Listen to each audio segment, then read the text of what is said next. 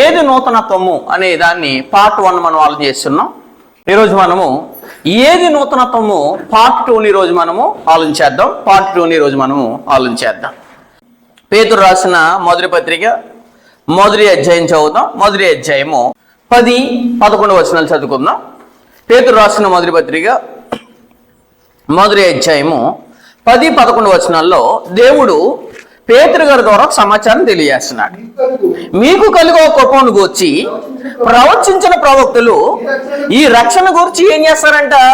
పరిశీలించచ్చు తమ యందున్న క్రీస్తు ఆత్మ క్రీస్తు విషయమైన శ్రమల గూర్చి వాటి తర్వాత కలగబో మహిమల గూర్చి ముందుగా సాక్ష్యం ఇచ్చినప్పుడు ఆ ఆత్మ ఏ కాలమును బట్టి ఎట్టి కాలమునో సూచించి వచ్చునో దాన్ని విచారించి పరిశోధించిరి అని తెలియజేశాడు.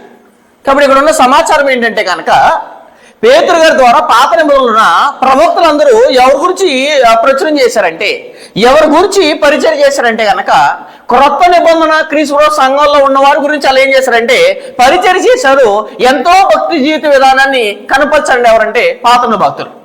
వాళ్ళు పొందారా అంటే పొందలేదు, కానీ వారు రాబోయే దాని గురించి పరిశీలించారు, పరిశోధన చేశారు. కానీ అది ఎవరి గురించి కాదో పరిచర్య, వాళ్ళ కొరకు కాదు, కానీ రాబోయే తరం గురించి వాళ్ళు ఏం చేశారంటే పరిచర్య చేశారంటే కనుక రాబోయే తరము వీళ్ళకంటే గొప్పదైన వారు. కాబట్టి గొప్పదైన వారు అంతకు ముందు ఉన్నవారి కంటే ఎంత గొప్పగా బ్రతకాలో ఖచ్చితంగా ఎరగాలండి.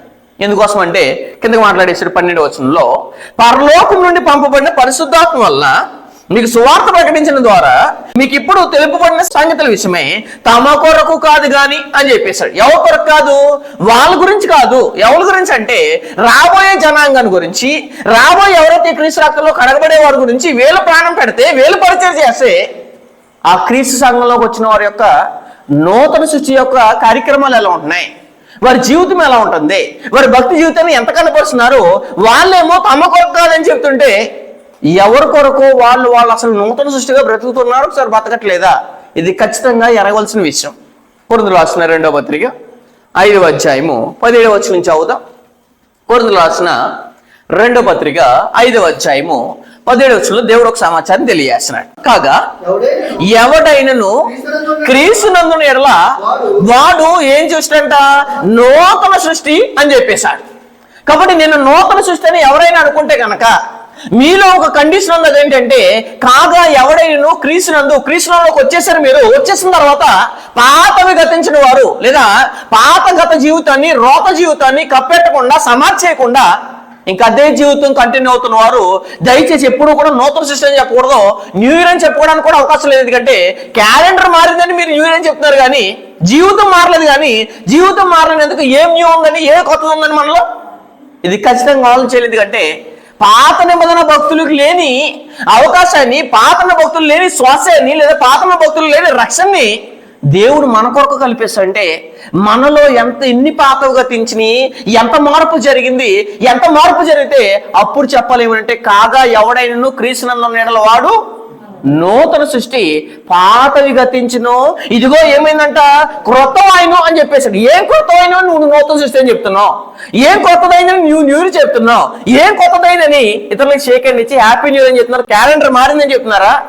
సంవత్సరం మారిందని చెప్తున్నారా? అంకే మారింది. కానీ ఆ విష్ చేసుకున్న వారిలో, లేదా అక్కడ పలకరించిన వారిలో, ఆ శుభవచనం చెప్పుకున్న వారిలో ఎంతమంది జీవితం యొక్క ఆత్మీయ జీవితం గతానికి ఇప్పటికీ చాలా మార్పు జరిగింది అని జీవితం లేకుండా మనము ఖచ్చితంగా మనం నూతన సృష్టి అనడానికి అవకాశం ఖచ్చితంగా లేదండి. చదువుతాం. పేతురు రాసిన మొదటి పత్రిక మొదటి అధ్యాయము 10-11 వచనాల్లో. ఎందుకంటే పూర్వం ఉన్న ప్రవక్తలు చాలా గొప్ప ప్రవక్తలు అండి.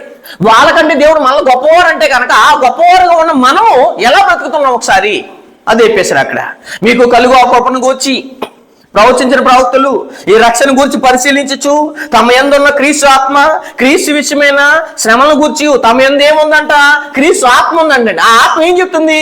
రాబోయే శ్రమలేంటి, రాబోయే కృప ఏంటి, రాబోయే రక్షణ ఏంటని ప్రవక్తల ద్వారా క్రీస్తు యందున్న ఆత్మ తెలియజేస్తుంటే దాంట్లోకి వచ్చిన మనము ఎంత నూతన సృష్టిగా బ్రతుకుతున్నాము, ఎంత జీవితం మార్పు జరిగింది అనేది ఖచ్చితంగా మనం అందరూ ఆలోచన చేయాలి. ఎందుకంటే వాళ్ళేమో మన కొరకు ప్రయాసపడ్డారు, మన కొరకు ప్రాణాలని త్యాగం చేశారు, మన కొరకు చూద్దామన్న అవకాశం లేదు ఎవరికి? ప్రవక్తలకి. అది మనకు లభించింది. లభించిన మనకు మన జీవితం ఎలా ఉంటుంది అనేది అంటే గనక రాబోయే క్రీస్తు విషయం శ్రమలకు వచ్చి వాటి తర్వాత కలగబో మహిమలకు వచ్చి ముందుగా ఏం చేశారంటే వాళ్ళు సాక్ష్యం ఇచ్చినప్పుడు ఆత్మ ఏ కాలము, కాలం ఏంటి? ధర్మశాస్త్రం ముగింపు కాలంలో అన్ని జనులందరూ క్రీస్తు రక్తంలో కడగబడతారు కాబట్టి రాబోయే వారందరి కొరకు వీళ్ళు ప్రవచిస్తే వీళ్ళు పరిశీలిస్తుంటే ఆ పరిశీలన చేసిన దాంట్లోకి వచ్చిన మనము ఎంత రియాలిటీ అయిన జీవితాలు ఉన్నాయి దయచేసి ఆలోచించేయండి. పరిశీలించచ్చు. ఆ ఆత్మ ఏ కాలమును ఎట్టి కాలమును సూచించవచ్చునో దాన్ని విచారించి ఏం చేశారంట?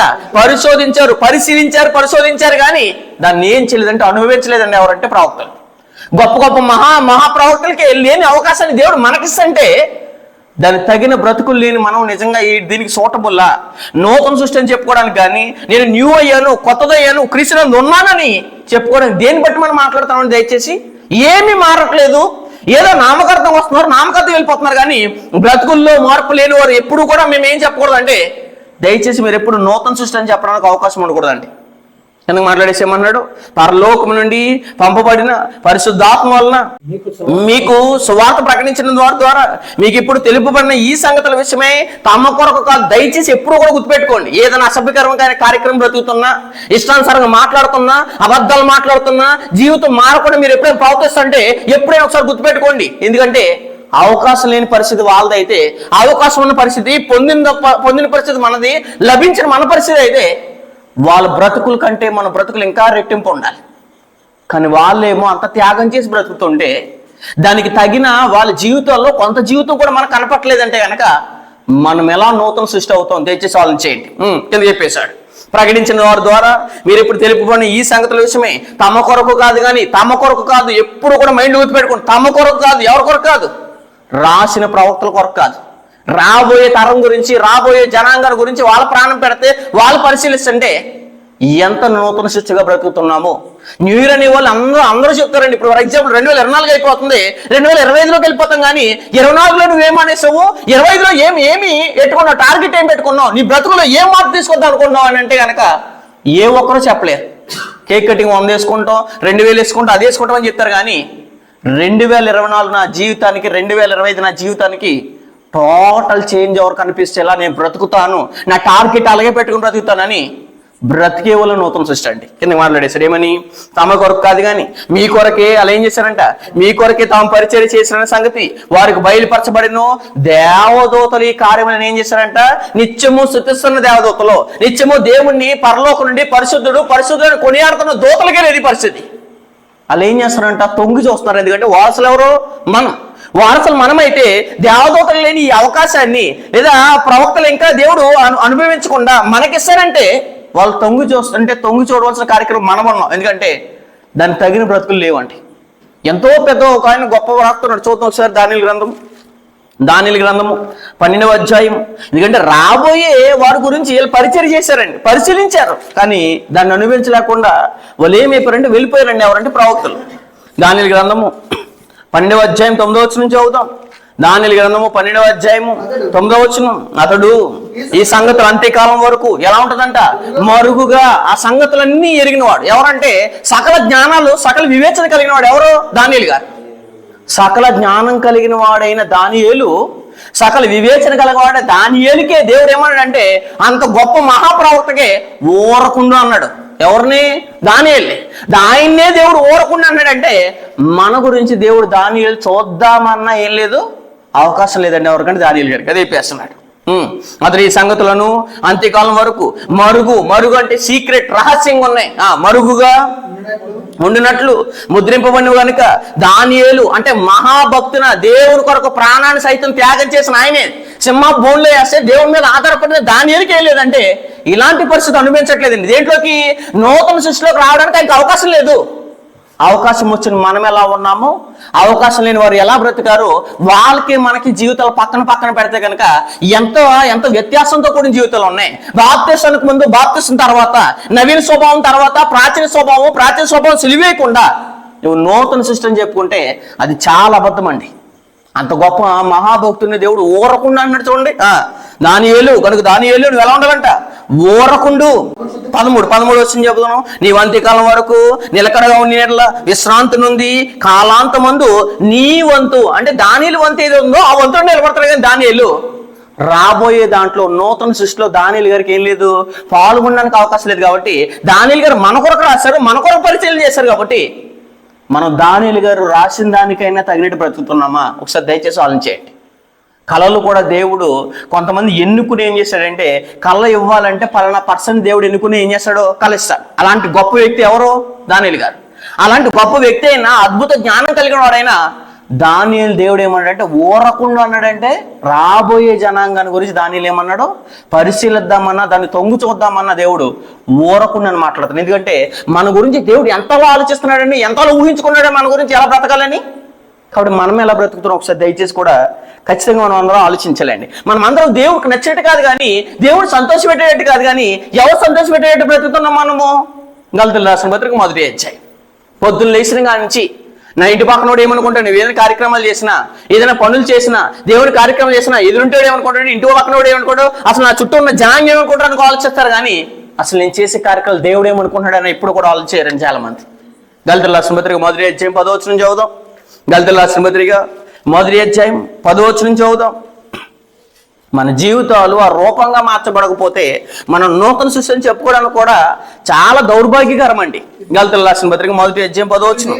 ఇప్పుడు నేను మనుషుల దయని, ఎప్పుడు కూడా చాలా మంది ఏమంటారంటే మనుషుల దయ ఉండాలి, మనుషుల దయ ఉండాలంటారు. కానీ దేవుడు ఏమన్నాడంటే మనుషుల దయ ఉంటే మీరు నాకు దూరం అయిపోతారు అన్నాడు. ఎవరి దయ కావాలి నీకు? దేవుని దయ కావాలా? క్రీస్తు దయ కావాలా? క్రీస్తు దయ కావాలితే కనుక నువ్వు మనుషుల దయ కోరుకోకూడదు, మనుషులు సంతోషపెట్టేలా బ్రతకూడదు. నువ్వు బాగా బ్రతికితే అప్పుడు పొగుడుతాడు, నువ్వు వెళ్ళిపోయిన తర్వాత ఏం చేస్తాడు, పక్కన తిడతాడు. ఎవరంటే మనిషి. కానీ మనిషిని బట్టి మన జీవితాలు కానీ, మనిషిని బట్టి కానీ మన బ్రతుకులు కానీ ఎప్పుడు ఉండకూడదు. దయచేసి దేవుడు నన్ను చూస్తున్నాడు, నా యథార్థమైన జీవితం అన్నీ తెలుసు దేవునికి, నా నరకలు తెలుసు, నా పడకలు తెలుసు, నా కార్యక్రమాలు తెలుసు, నా మాటలు తెలుసు, నా అడుగులు తెలుసు. కాబట్టి ప్రతిదీ ఎరిగినవాడు కాబట్టి దేవుడు నన్ను చూస్తున్నాడని భయంతో బ్రతకాలి. కానీ నా పక్కనోడు ఏమనుకుంటాడు, నేను ఎలా ఉంటే నా ఎదురింటోడు ఏమంటాడు, నేను ఎలా బ్రతికితే నా పక్కనోడు నన్ను తిడతాడేమో అని అతనికి భయపడి కాదు, కానీ మన జీవితాన్ని నూతన సృష్టిగా చేసుకోవడానికి బ్రతకాలండి. కానీ మానవులందరూ ఎలా బ్రతుకుతున్నారు చూడండి. నేను మనుషులను సంతోషపెట్టి కోరుచున్నానా? నేను ఎప్పటికీ మనుషులను సంతోషపెట్టి వాడనైతే. ఎవరు సంతోషపెడితే?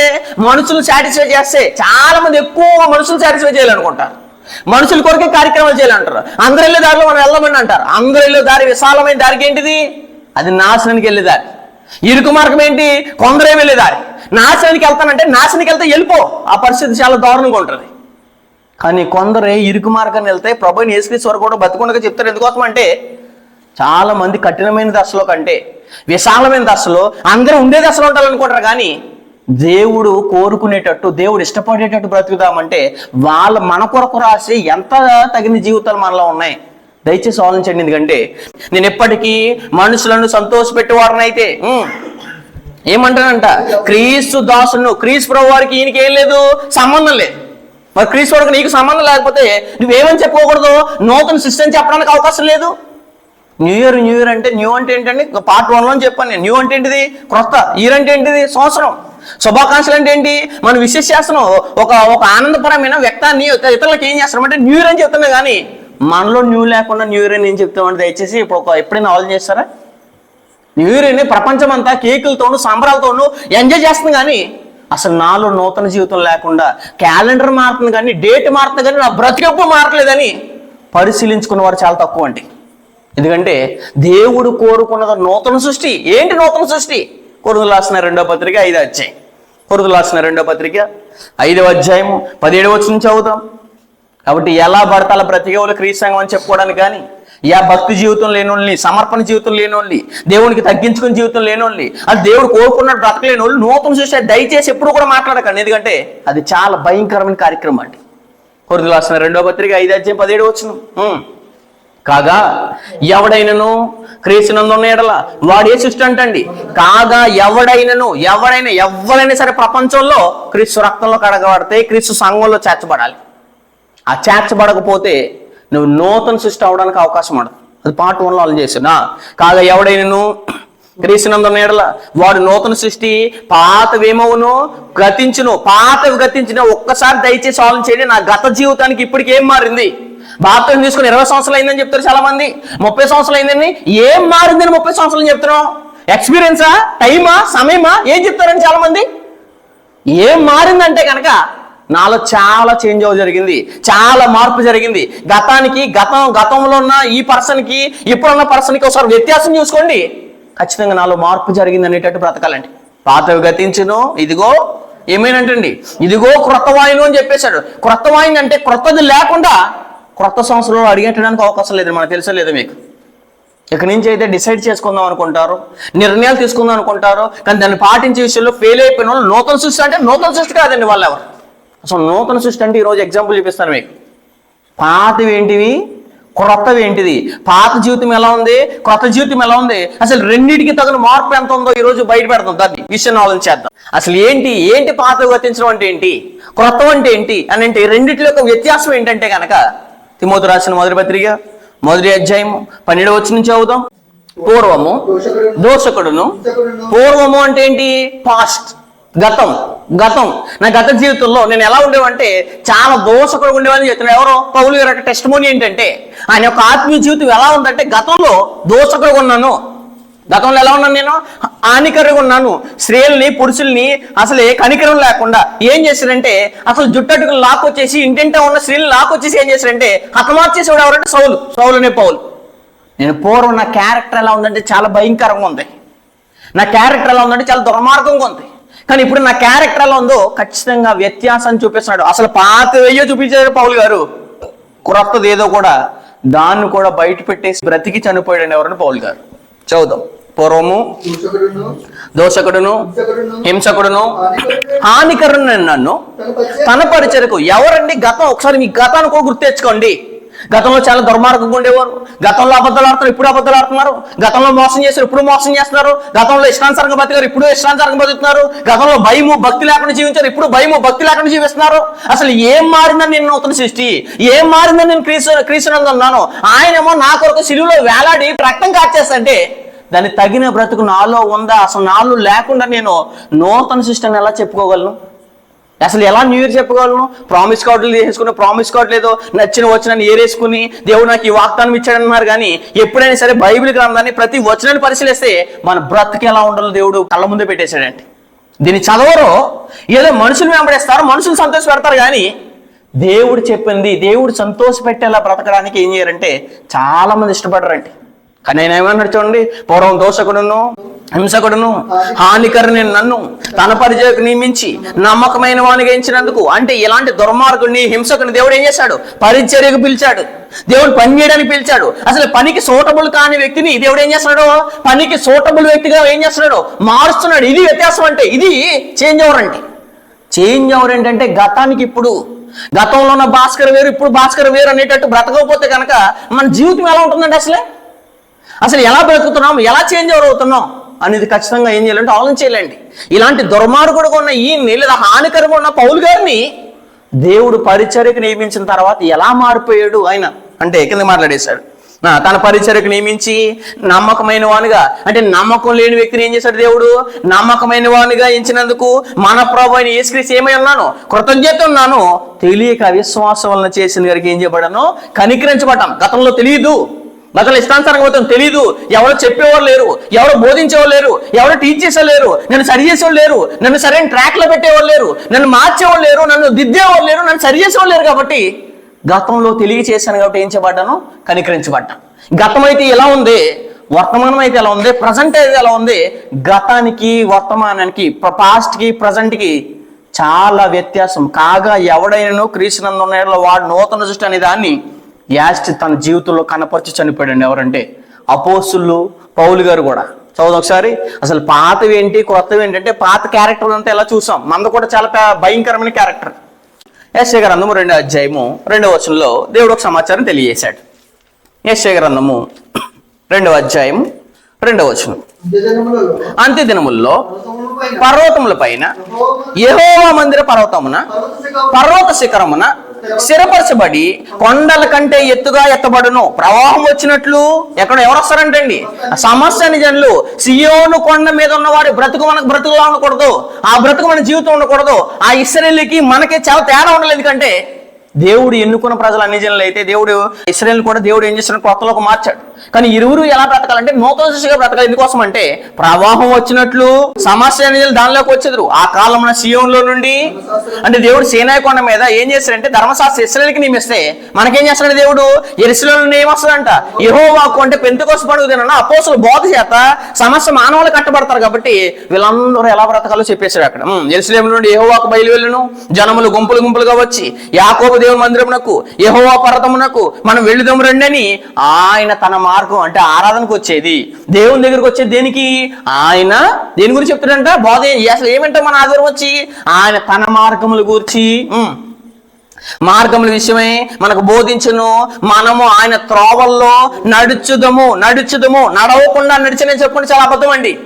నూతన సృష్టి జరగకుండా నీ జీవితంలో నూతనత్వం ఏది కనపడకుండా నేను నూతన సృష్టి అని చెప్పుకోవడం చాలా మోసకరం. ఎందుకంటే అబద్ధం ఆడుతున్నాం మనం.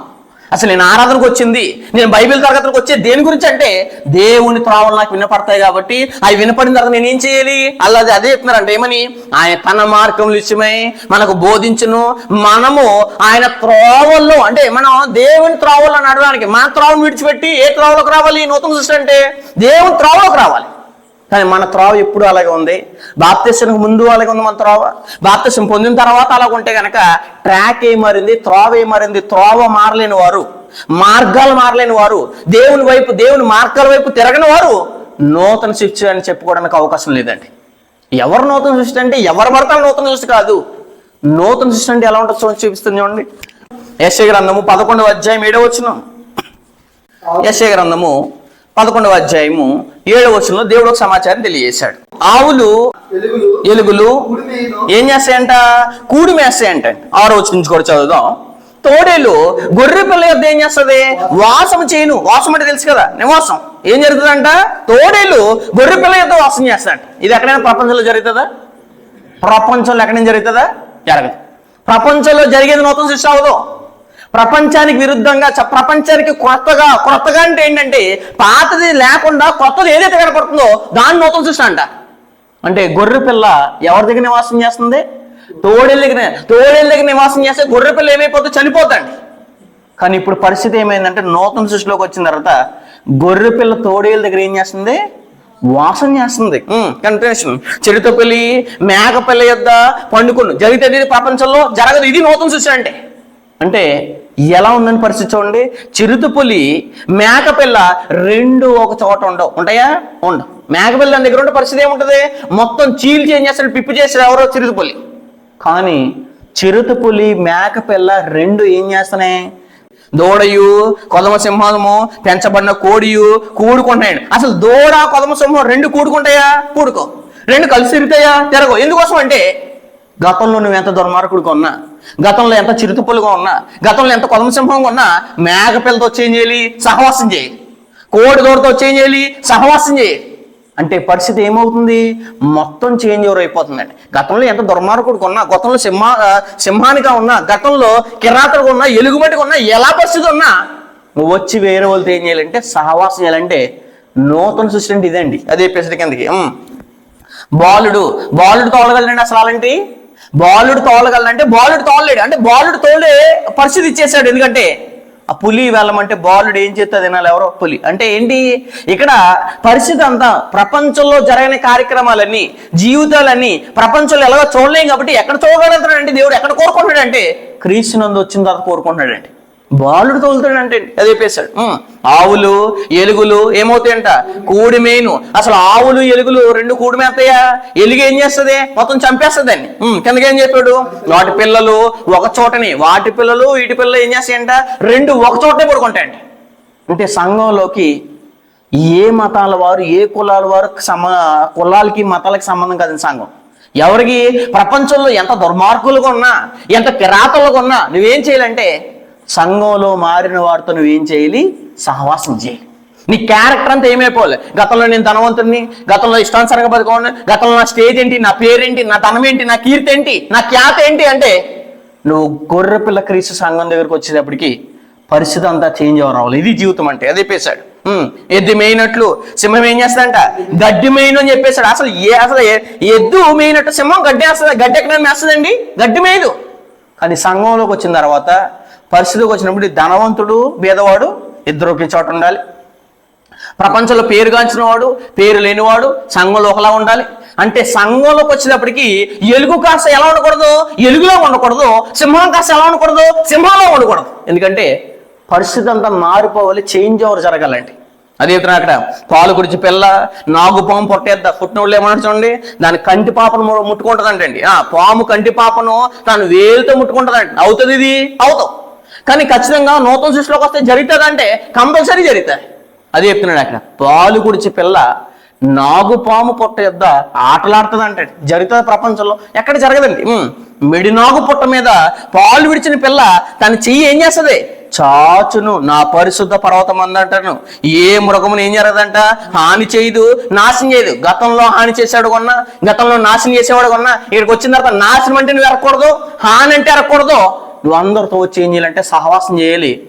దేవుడు తన మార్గం విషయమే బోధ అందించినప్పుడు ఆయన త్రోవలు నడుచుమనే ఉద్దేశంతో రావాలి. ఎందుకంటే ఇది చేంజ్ అవ్వరండి.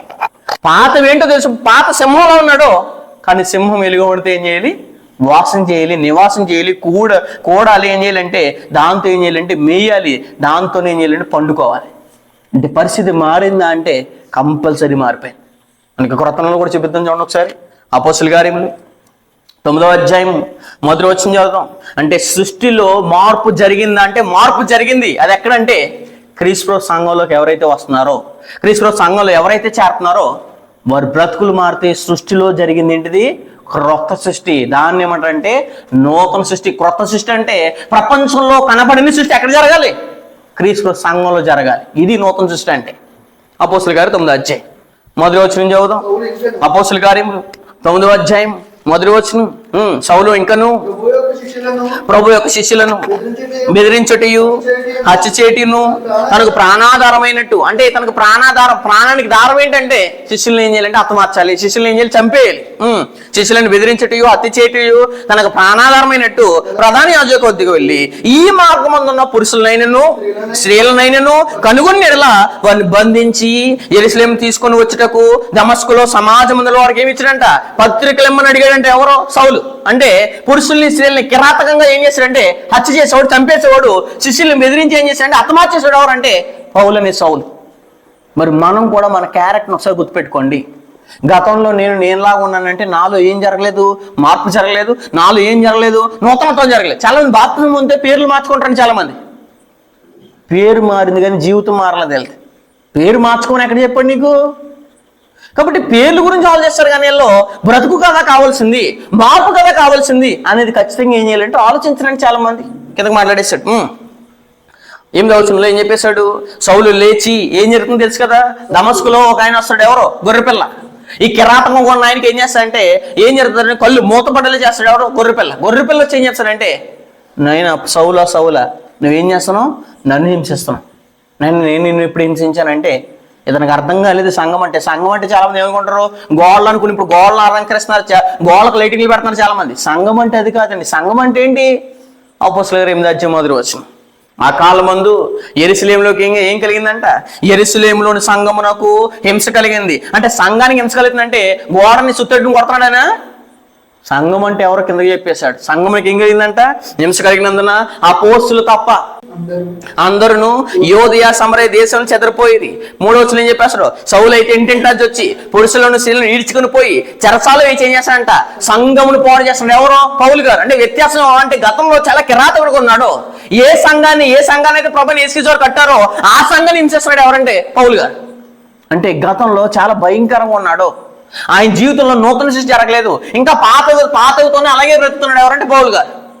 ఈశ్వరు వచ్చి ఏం చేశారంటే కళ్ళుకు మోతేశ్వరు వచ్చి, ఈ కళ్ళుకు మోతేసిన తర్వాత అప్పుడు ఎరిగాడు. ఎవరంటే పౌలు గారు, నేను చేస్తున్న తప్పు కదా, నేను బ్రతుకుతున్న మార్గం కరెక్ట్ కాదు కదా, నేను వెళ్ళే రూట్ రైట్ కాదు కదా అని ఎరిగి మారాడండి. ఎవరంటే పౌలు గారు.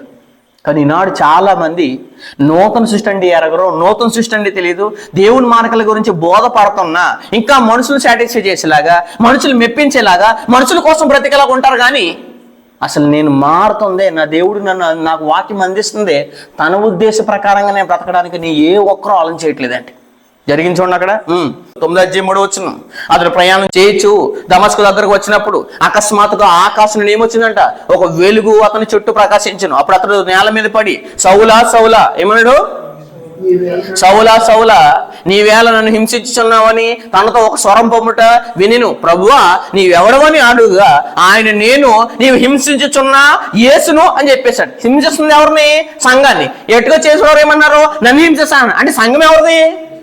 సంఘం ఎవరిదని పెద్ద గారి పాస్టర్ గారి సంఘం, స్థాపకులు మరొక అయిందా? సంఘం ఎవరిది? ఇక్కడేమో పురుషుల్ని స్త్రీలను హింసిస్తుంటే నువ్వు నన్ను హింసిస్తున్నావు అన్నాడు ఎవరో ప్రభనేశ. అంటే ఇక్కడ కూడా ఈ వచనం సరిగా అర్థమైన సంఘం ఎవరో అర్థమైపోద్దండి. అంటే పౌలు గారు హింసించేది, సౌలు హింసించేది ఎవరినంటే కనుక సంఘాన్ని. అందుకోసమే సౌలా సౌలా నీవేళ నన్ను హింసించున్నావని తనతో ఒక స్వరము పలుకుడు వినను. ప్రభువా నీవెవడవని అతను అడుగుగా నేను నీవు హింసించుచున్న యేసును లేచి పట్టణంలో వెళ్ళుము, అక్కడ నీవు ఏమి చేయవలనో అది నీకు తెలియబడనని చెప్పాను. ఏం చేసేవాడు? పట్టణాల్లో పురుషుల్ని స్త్రీలు లాక్కొచ్చి చిరచాలనం చేసేవాడు, శిష్యులు బెదిరించేవాడు, శిష్యులను హత్య చేసేవాడు. ఎవరంటే సౌలు. స్టెఫన్ గారు చావునకి ఏం చేశాడు? సమ్మతించాడు. అంటే అంత కిరాతకుడు ఎవరంటే సౌలు గారు. ఇలాంటి ఆయన క్రొత్త అయిన తర్వాత, మారిన తర్వాత బ్రతికి ఎంత చేంజ్ ఓవర్ అయిపోయిందో ఒకసారి చూద్దామండి. కింద మాట్లాడేశాడు. అతనితో ప్రయాణం చేసిన మనుషులు ఆ స్వరం వినిరు గాని ఎవరిని చూడక ఏమైపోయారంట, మౌనులే నిలబడి. సౌలు నేల ముందు లేచి కన్నులు తెరచినను ఏమైపోయాడంట అంటే కళ్ళకి ఏం జరిగింది? మూత పడింది. కళ్ళకు మూతడకపోతే ఇతనికి ఏమాడిపోతుంది? కళ్ళు మూతడకపోతే కళ్ళు తెరవలేడు. ఏ కళ్ళు తెరవలేడు? మనోనేత్రాలు తెరవలేడు. మనోనేత్రాలు తెరవాలంటే భౌతికమైన కళ్ళకి ఏం చేశాడు? దేవుడు మూతేశాడు కొన్ని రోజులు. దీన్ని ఎరిగి బుద్ధి తెచ్చుకుని ఏం చేశాడు? మారాడండి. ఎవరంటే సౌలు. అదే చెప్తున్నాడు అక్కడ. అతనితో ప్రయాణం చేసిన మనుషులు ఆ స్వరం వినిరు గాని ఎవరిని చూడక మౌనులే నిలబడి. సౌలు నేల ముందులో వచ్చి కన్నులు తెరిచినను ఏమన్నాడంట, ఏమీ చూడలేకపోయాను. గనుక వారు అతన్ని చేయి పట్టుకొని దమస్కులో నడిపించి అతడు 3 దినములు అంటే 3 రోజుల వరకు ఏమైపోయింది? కళ్ళు మూతడిపోయినాయండి. 3 దినములు చూపు లేక అన్నపానులు ఏమీ పుచ్చుకొనకుండెను అని చెప్పేశాడు. అంటే ఈ పౌలు గారికి జీవితంలో మార్పు జరగడానికి దేవుడు ఏం చేశాడు? చేంజ్ ఓవర్ కనిపించేలాగా సౌలు గారికి ఏం చేశాడంటే కళ్ళకు మోతేస్తేనే కానీ ఇంకేం రాలేదు, బుద్ధి రాలేదు. ఎవరికి? సౌలు గారికి. ఈనాడు చాలా మందికి దేవుడు ఎన్నో అవకాశాలు ఇస్తున్నాడంటే. చాలా మంది నేను యాక్సిడెంట్లో చనిపోవాలని చెప్తున్నారు. చాలా మంది దేవుడు తుట్టులో తప్పించాడు. దేవుడు నేను అనారోగ్య పరిస్థితుల్లో ఉన్నప్పుడు, ఐసీయూలో బెడ్లో ఉన్నప్పుడు, నేను కొట్టుబిట్లు ఆడుతున్నప్పుడు దేవుడు నన్ను కనికరించాడు. నేను కనికరించింది దేనికి? నీ ఇష్టానుసారంగా బ్రతకడానిక, నీ ఇష్టానుసారంగా జీవించడానిక, పాత ఇంకా గతించకుండా పాతవుతోనే బ్రతకడానికి దేవుడు నేను బతికించిందంటే దేవుడు పౌలు గారికి కళ్ళకు మోతేసిన తర్వాత బ్రతుకుని చేంజ్ ఎవరుగా బ్రతకాడు ఎవరు? పౌలు గారు. మరి మనం కూడా దేవుడు జీవితంలో చాలా అవకాశాలు ఇస్తున్నాడు. ఏమనంటే అసలు సింహంగా ఉన్న నీవు గొర్రెపిల్ల దగ్గర వాసం చేయాలి, ఇష్టానుసారంగా బతుకుతున్నావు, ఇక్కడ మారిపోవాలి, చేంజ్ జరగాలి. అసలు సింహం దగ్గర గొర్రెపిల్ల దగ్గర తోడేలు ఉంటావా అంటే ఉండదండి. అలాంటిది ఇంత చేంజ్ ఎవరు జరగకపోతే, తోడేలుగా ఉన్న నీవు గొర్రెపిల్లగా మారిపోతే, సింహంగా ఉన్న నీవు గొర్రెపిల్లగా మారిపోతే యుద్ధం జరిగింది ఎవరెవరికి?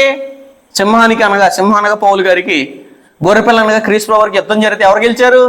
గొర్రెపిల్ల గెలిచింది. ఎందుకంటే గొర్రెపిల్ల దగ్గర సింహం ఏమైపోయింది? ఓడిపోయింది. అలాగే మనం కూడా మన బాప్తిజం పొందిన తర్వాత ఆత్మీయ జీవితాన్ని ఖచ్చితంగా వెలుగు. ఎవరున్నారండి బ్రతుకున్నారంటే నేనున్నానని చెప్పాలి. ఎందుకంటే నేనెవరంటే కాగా క్రీస్తు యేసునందు నేను ఎవరిని? నూతన సృష్టిని. కాబట్టి నూతన సృష్టి ఎవరన్నారంటే నేనున్నాను. నువ్వు నన్ను బట్టి బ్రతకొచ్చని ప్రపంచానికి మన మాదిరిగా ఉండేలా బ్రతకాలండి. అంత ప్రయత్నం ఉండాలని మనలో జీవితంలో. ఎందుకంటే మొత్తం చేంజ్ అవుతుంది చూడండి నూతన సృష్టిలో. చదువుదాం ఒకసారి. అపోస్తుల కార్యములు 9వ అధ్యాయం 17వ వచనం.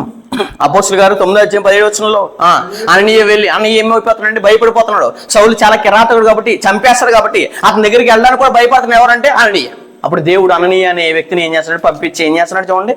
అననీయ వెళ్ళి ఆ ఇంట ప్రవేశించి అతని మీద చేతులుంచి, సౌలా సహోదరుడా, నీవు వచ్చిన మార్గములో నీకు కనపడిన ప్రభు అయిన యేసు నీ దృష్టి పొంది పరిశుద్ధాత్మ నింపబడినట్లు నన్ను పంపి ఉన్నాడని చెప్పాను. ఎందుకంటే ఇతను భయపడిపోయాడు. ఎవరంటే అన్నయ్య. ఎందుకోసం అంటే కిరాతకుడి దగ్గరికి వెళ్ళి ప్రార్థన చేయగలరు ఎవరైనా? గట్స్ ఉన్నాయి ఎవరికైనా? ఒసామా బిన్ లాడెన్ దగ్గరికి వెళ్ళి కానీ, వీరప్పన్ దగ్గరికి వెళ్ళి కానీ నిజంగా ప్రేయర్ చేయనంటే చేయగలరండి అండి? అంత గట్స్ ఉంటుందా ఎవరికైనా? ఉండవండి. ఎందుకంటే అలాగే భయపడ్డా ఎవరంటే అన్నయ్య. ఎందుకంటే ఇతను మారాడని, ఇతను మార్పు జరుగుతుందని అన్నయ్యకి ఎరగలేదు. కాబట్టి సౌలు దగ్గరికి అన్నయ్యని పంపితే అన్నయ్య భయపడుతున్నాడు. కిందకి పైన చూడండి అక్కడ 10వ వచనంలో, దమస్కులో అన్నయ్య అని ఒక శిష్యుడు ఉండడం, ప్రభు దర్శనమందు అన్నయ్య అతన్ని పిలవగా అతడు, ప్రభువా ఇదిగో నేనున్నాను. అందుకు ప్రభు, నువ్వు లేచి తిన్నదాన్ని బట్టి నా వీధికి వెళ్ళి యోధే అని వాని అంట తార్సు వాడైన సౌలు అని వాని కొరకు ఏం చేయము విచారించు. ఇదిగో అతడు ఏం చేస్తాడంట, ప్రార్థన చేసేవాళ్ళు చంపేసేవాడు ప్రార్థన చేస్తాడంటండి. ఇది మార్పు అంటే. నూతన సృష్టిలో చేంజ్ అవ్వరంటే ప్రార్థన ఎక్కడ చేస్తున్నారా, ఎక్కడ కూడుకుంటున్నారా, ఎలా చంపేద్దామని చూసినాడు ఏం చేస్తున్నాడు, అతను ప్రార్థన చేస్తున్నాడంటే. అతను ప్రార్థన చేయుచున్నాడు. అతడు అన్నయ్య అని ఒక మనుషుడు లోపలికి వచ్చి తాను దుష్టి పొందినట్టు తల మీద చేతులుంచి చూచున్నాడని చెప్పాను. అందుకు అన్నయ్య, ప్రభు ఈ మనుషుడు యెరూషలేములో నీ పరిస్థితులకు ఏం చేస్తాడంట, కీడు చేస్తున్నాడు. కీడు చేసే దగ్గరికి వెళ్ళి నన్ను ప్రార్థన చేయమంటాడు అంటున్నాడు. ఎవరు? అన్నయ్య. ఎందుకంటే ఇంత కిరాతకుడు మారిపోయాడు అంటే ఆశ్చర్యం కలుగుతుంది ఎవరికి? అన్నయ్యకి. మనకు కూడా అదే కలగలండి. గతంలో ఈ అబ్బాయి వేరు, ఇప్పుడున్న అబ్బాయి వేరు, గతంలో ఈ అమ్మాయి వేరు, ఇప్పుడున్న అమ్మాయి వేరు అని ఖచ్చితంగా చేంజ్ ఓవర్ మనలో కనపడాలండి. అది ఇతను అక్కడ ఏమని, అందుకనయ్య ప్రభువా ఈ మనుషుడు యెరూషలేములో నీ పరిశుద్ధులకు ఏం చేశాడంట, ఎంతో కీడు చేసి ఉన్నాడని అతను గురించి అనేకల వల్ల ఏమన్నాడంటే ఇతను విన్నాడంటండి. వింటిని ఎక్కడను నీ నామమును బట్టి ప్రార్థన చేయవారందరినీ బంధించుటకు అతడు ప్రధాన యాజకుల వల్ల అధికారం పొంది ఉన్నాడు. ఎందుకంటే నీ ప్రజలు ఎవరైతే ఉన్నారో, నీ నామాన్ని ఎవరైతే బోధిస్తున్నారో వాళ్ళందరినీ బంధించే వాళ్ళ దగ్గరికి వెళ్ళి నువ్వు నన్ను ప్రార్థన చేయమన్నావేని అన్నయ్య దేవుని అడుగుతున్నాడు. అప్పుడు దేవుడు ఏమన్నాడు చూడండి, ఓ అననీయ, అందుకు ప్రభు నువ్వు వెళ్ళు. దేవుడికి చెప్పడానికి మనం ఎవరమండి? దేవుడు వెళ్ళమంటే మనం వెళ్ళాలి ఖచ్చితంగా. ఎందుకోసం అంటే దేవుడు ఏ ఉద్దేశంతో పంపుతున్నాడో, ఏ చేంజ్ ఓవర్ జరుగుతుందో పంపాడో ఇది ఖచ్చితంగా ఎరగలేదు ఎవరంటే అనని. మనం కూడా మనలో చేంజ్ ఓవర్ ఏంటంటే, సింహంగా ఉన్న మనం గొర్రె పిల్ల దగ్గర వాసన చేయాలి, తోడేలుగా ఉన్న మనం గొర్రె పిల్లతో, ఎద్దు సింహం దగ్గర ఉంటే కనుక ఇది ఎద్దుని చీల్చేది సింహం. అలాంటిది నువ్వు గతంలో సింహంలాగా ఉన్న చేంజ్ ఓవర్ ఖచ్చితంగా జరగలేదు మనలో. ఎందుకు మాట్లాడేస్తుందా? నువ్వు వెళ్ళము అన్యజనుల ఎదుటను, రాజుల ఎదుటను, ఇశ్రాయేలు ఎదుటను నా నామమును భరించుటకు నేను ఏర్పరచుకుని ఎవరంటండి సాధనం. ఎవరినైతే ఎన్నుకున్నా ఆ చంపేసి ఆయన్ని దేవుడు ఏం చేసుకుంటాడు, సాధనంగా ఎన్నుకుంటాడు అండి. ఇది చేంజ్ అవ్వరండి. నిజంగా ఆయన జీవితం చూడండి, బాప్తిసానికి ముందు ఇప్పటికి చాలా మారిపోయిందని నిజంగా మన గురించి ఒక్కలైనా చెప్తున్నారా?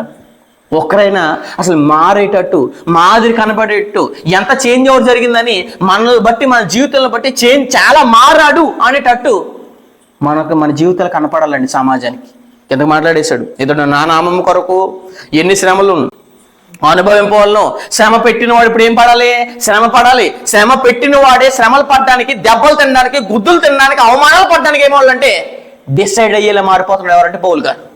ఎవరినైతే కొట్టాడో ఆ కొట్టబడే వాడికి ఈయన ఉండాలండి. అందుకోసం అంటున్నాడు, ఇతడు నా నామము కొరకు ఎన్ని శ్రమలు అనుభవింపవాలనో నేను అతనికి చూపుదురని అతనితో చెప్పాను. ఎంత హింస పెట్టాడో అంతలా హింస పెట్టబడాలి. ఎవరో? పౌలు గారు. అసలు పడుకోవడానికి కూడా, నిద్ర ఉండడానికి కానీ, తింటానికి కానీ, ఆకలి దప్పులు కానీ, వస్త్రానికి కానీ పరిస్థితి లేకుండా అయిపోయింది ఎవరంటే పౌలు గారికి. ఎందుకంటే గతంలో ఎవరినైతే చాలా హింసించేశాడు, ఇప్పుడు ఆయన ఏం చేస్తాడంటే నా కొరకు హింస పడతాడు. అందుకోసం అంటే చూడండి, అన్నయ్య వెళ్ళి ఆ ఇంట ప్రవేశించి అతని మీద చేతులుంచి, సౌలా సహోదరుడా నీవు వచ్చిన మార్గంలో నీకు కనపడిన ప్రభు అయిన యేసు నీవు దృష్టి పొంది పరిశుద్ధాత్మతో నింబడినట్లు నన్ను పంపి ఉన్నాడని చెప్పాను. అప్పుడే అతని కన్నుల నుండి పొరల వంటి, అంటే ఆపరేషన్ జరిగింది, ఏం మూతేశాడు దేవుడు, కళ్ళు తెరుస్తున్నాడు. పొరల వంటి రాలగా అప్పుడప్పుడు ఫర్ ఎగ్జాంపుల్ ఎవరికైనా ఆపరేషన్ జరిగింది అనుకోండి, అమ్మ స్లోగా కళ్ళు తెరు అంటారు. ఎందుకు స్లోగా తెరుస్తాడు? ఎందుకు? ఆపరేషన్ జరిగింది కాబట్టి. పౌలు గారు కూడా తన బుద్ధి ఏంటో తెలిసిపోయింది ఎవరు? సౌలు గారికి.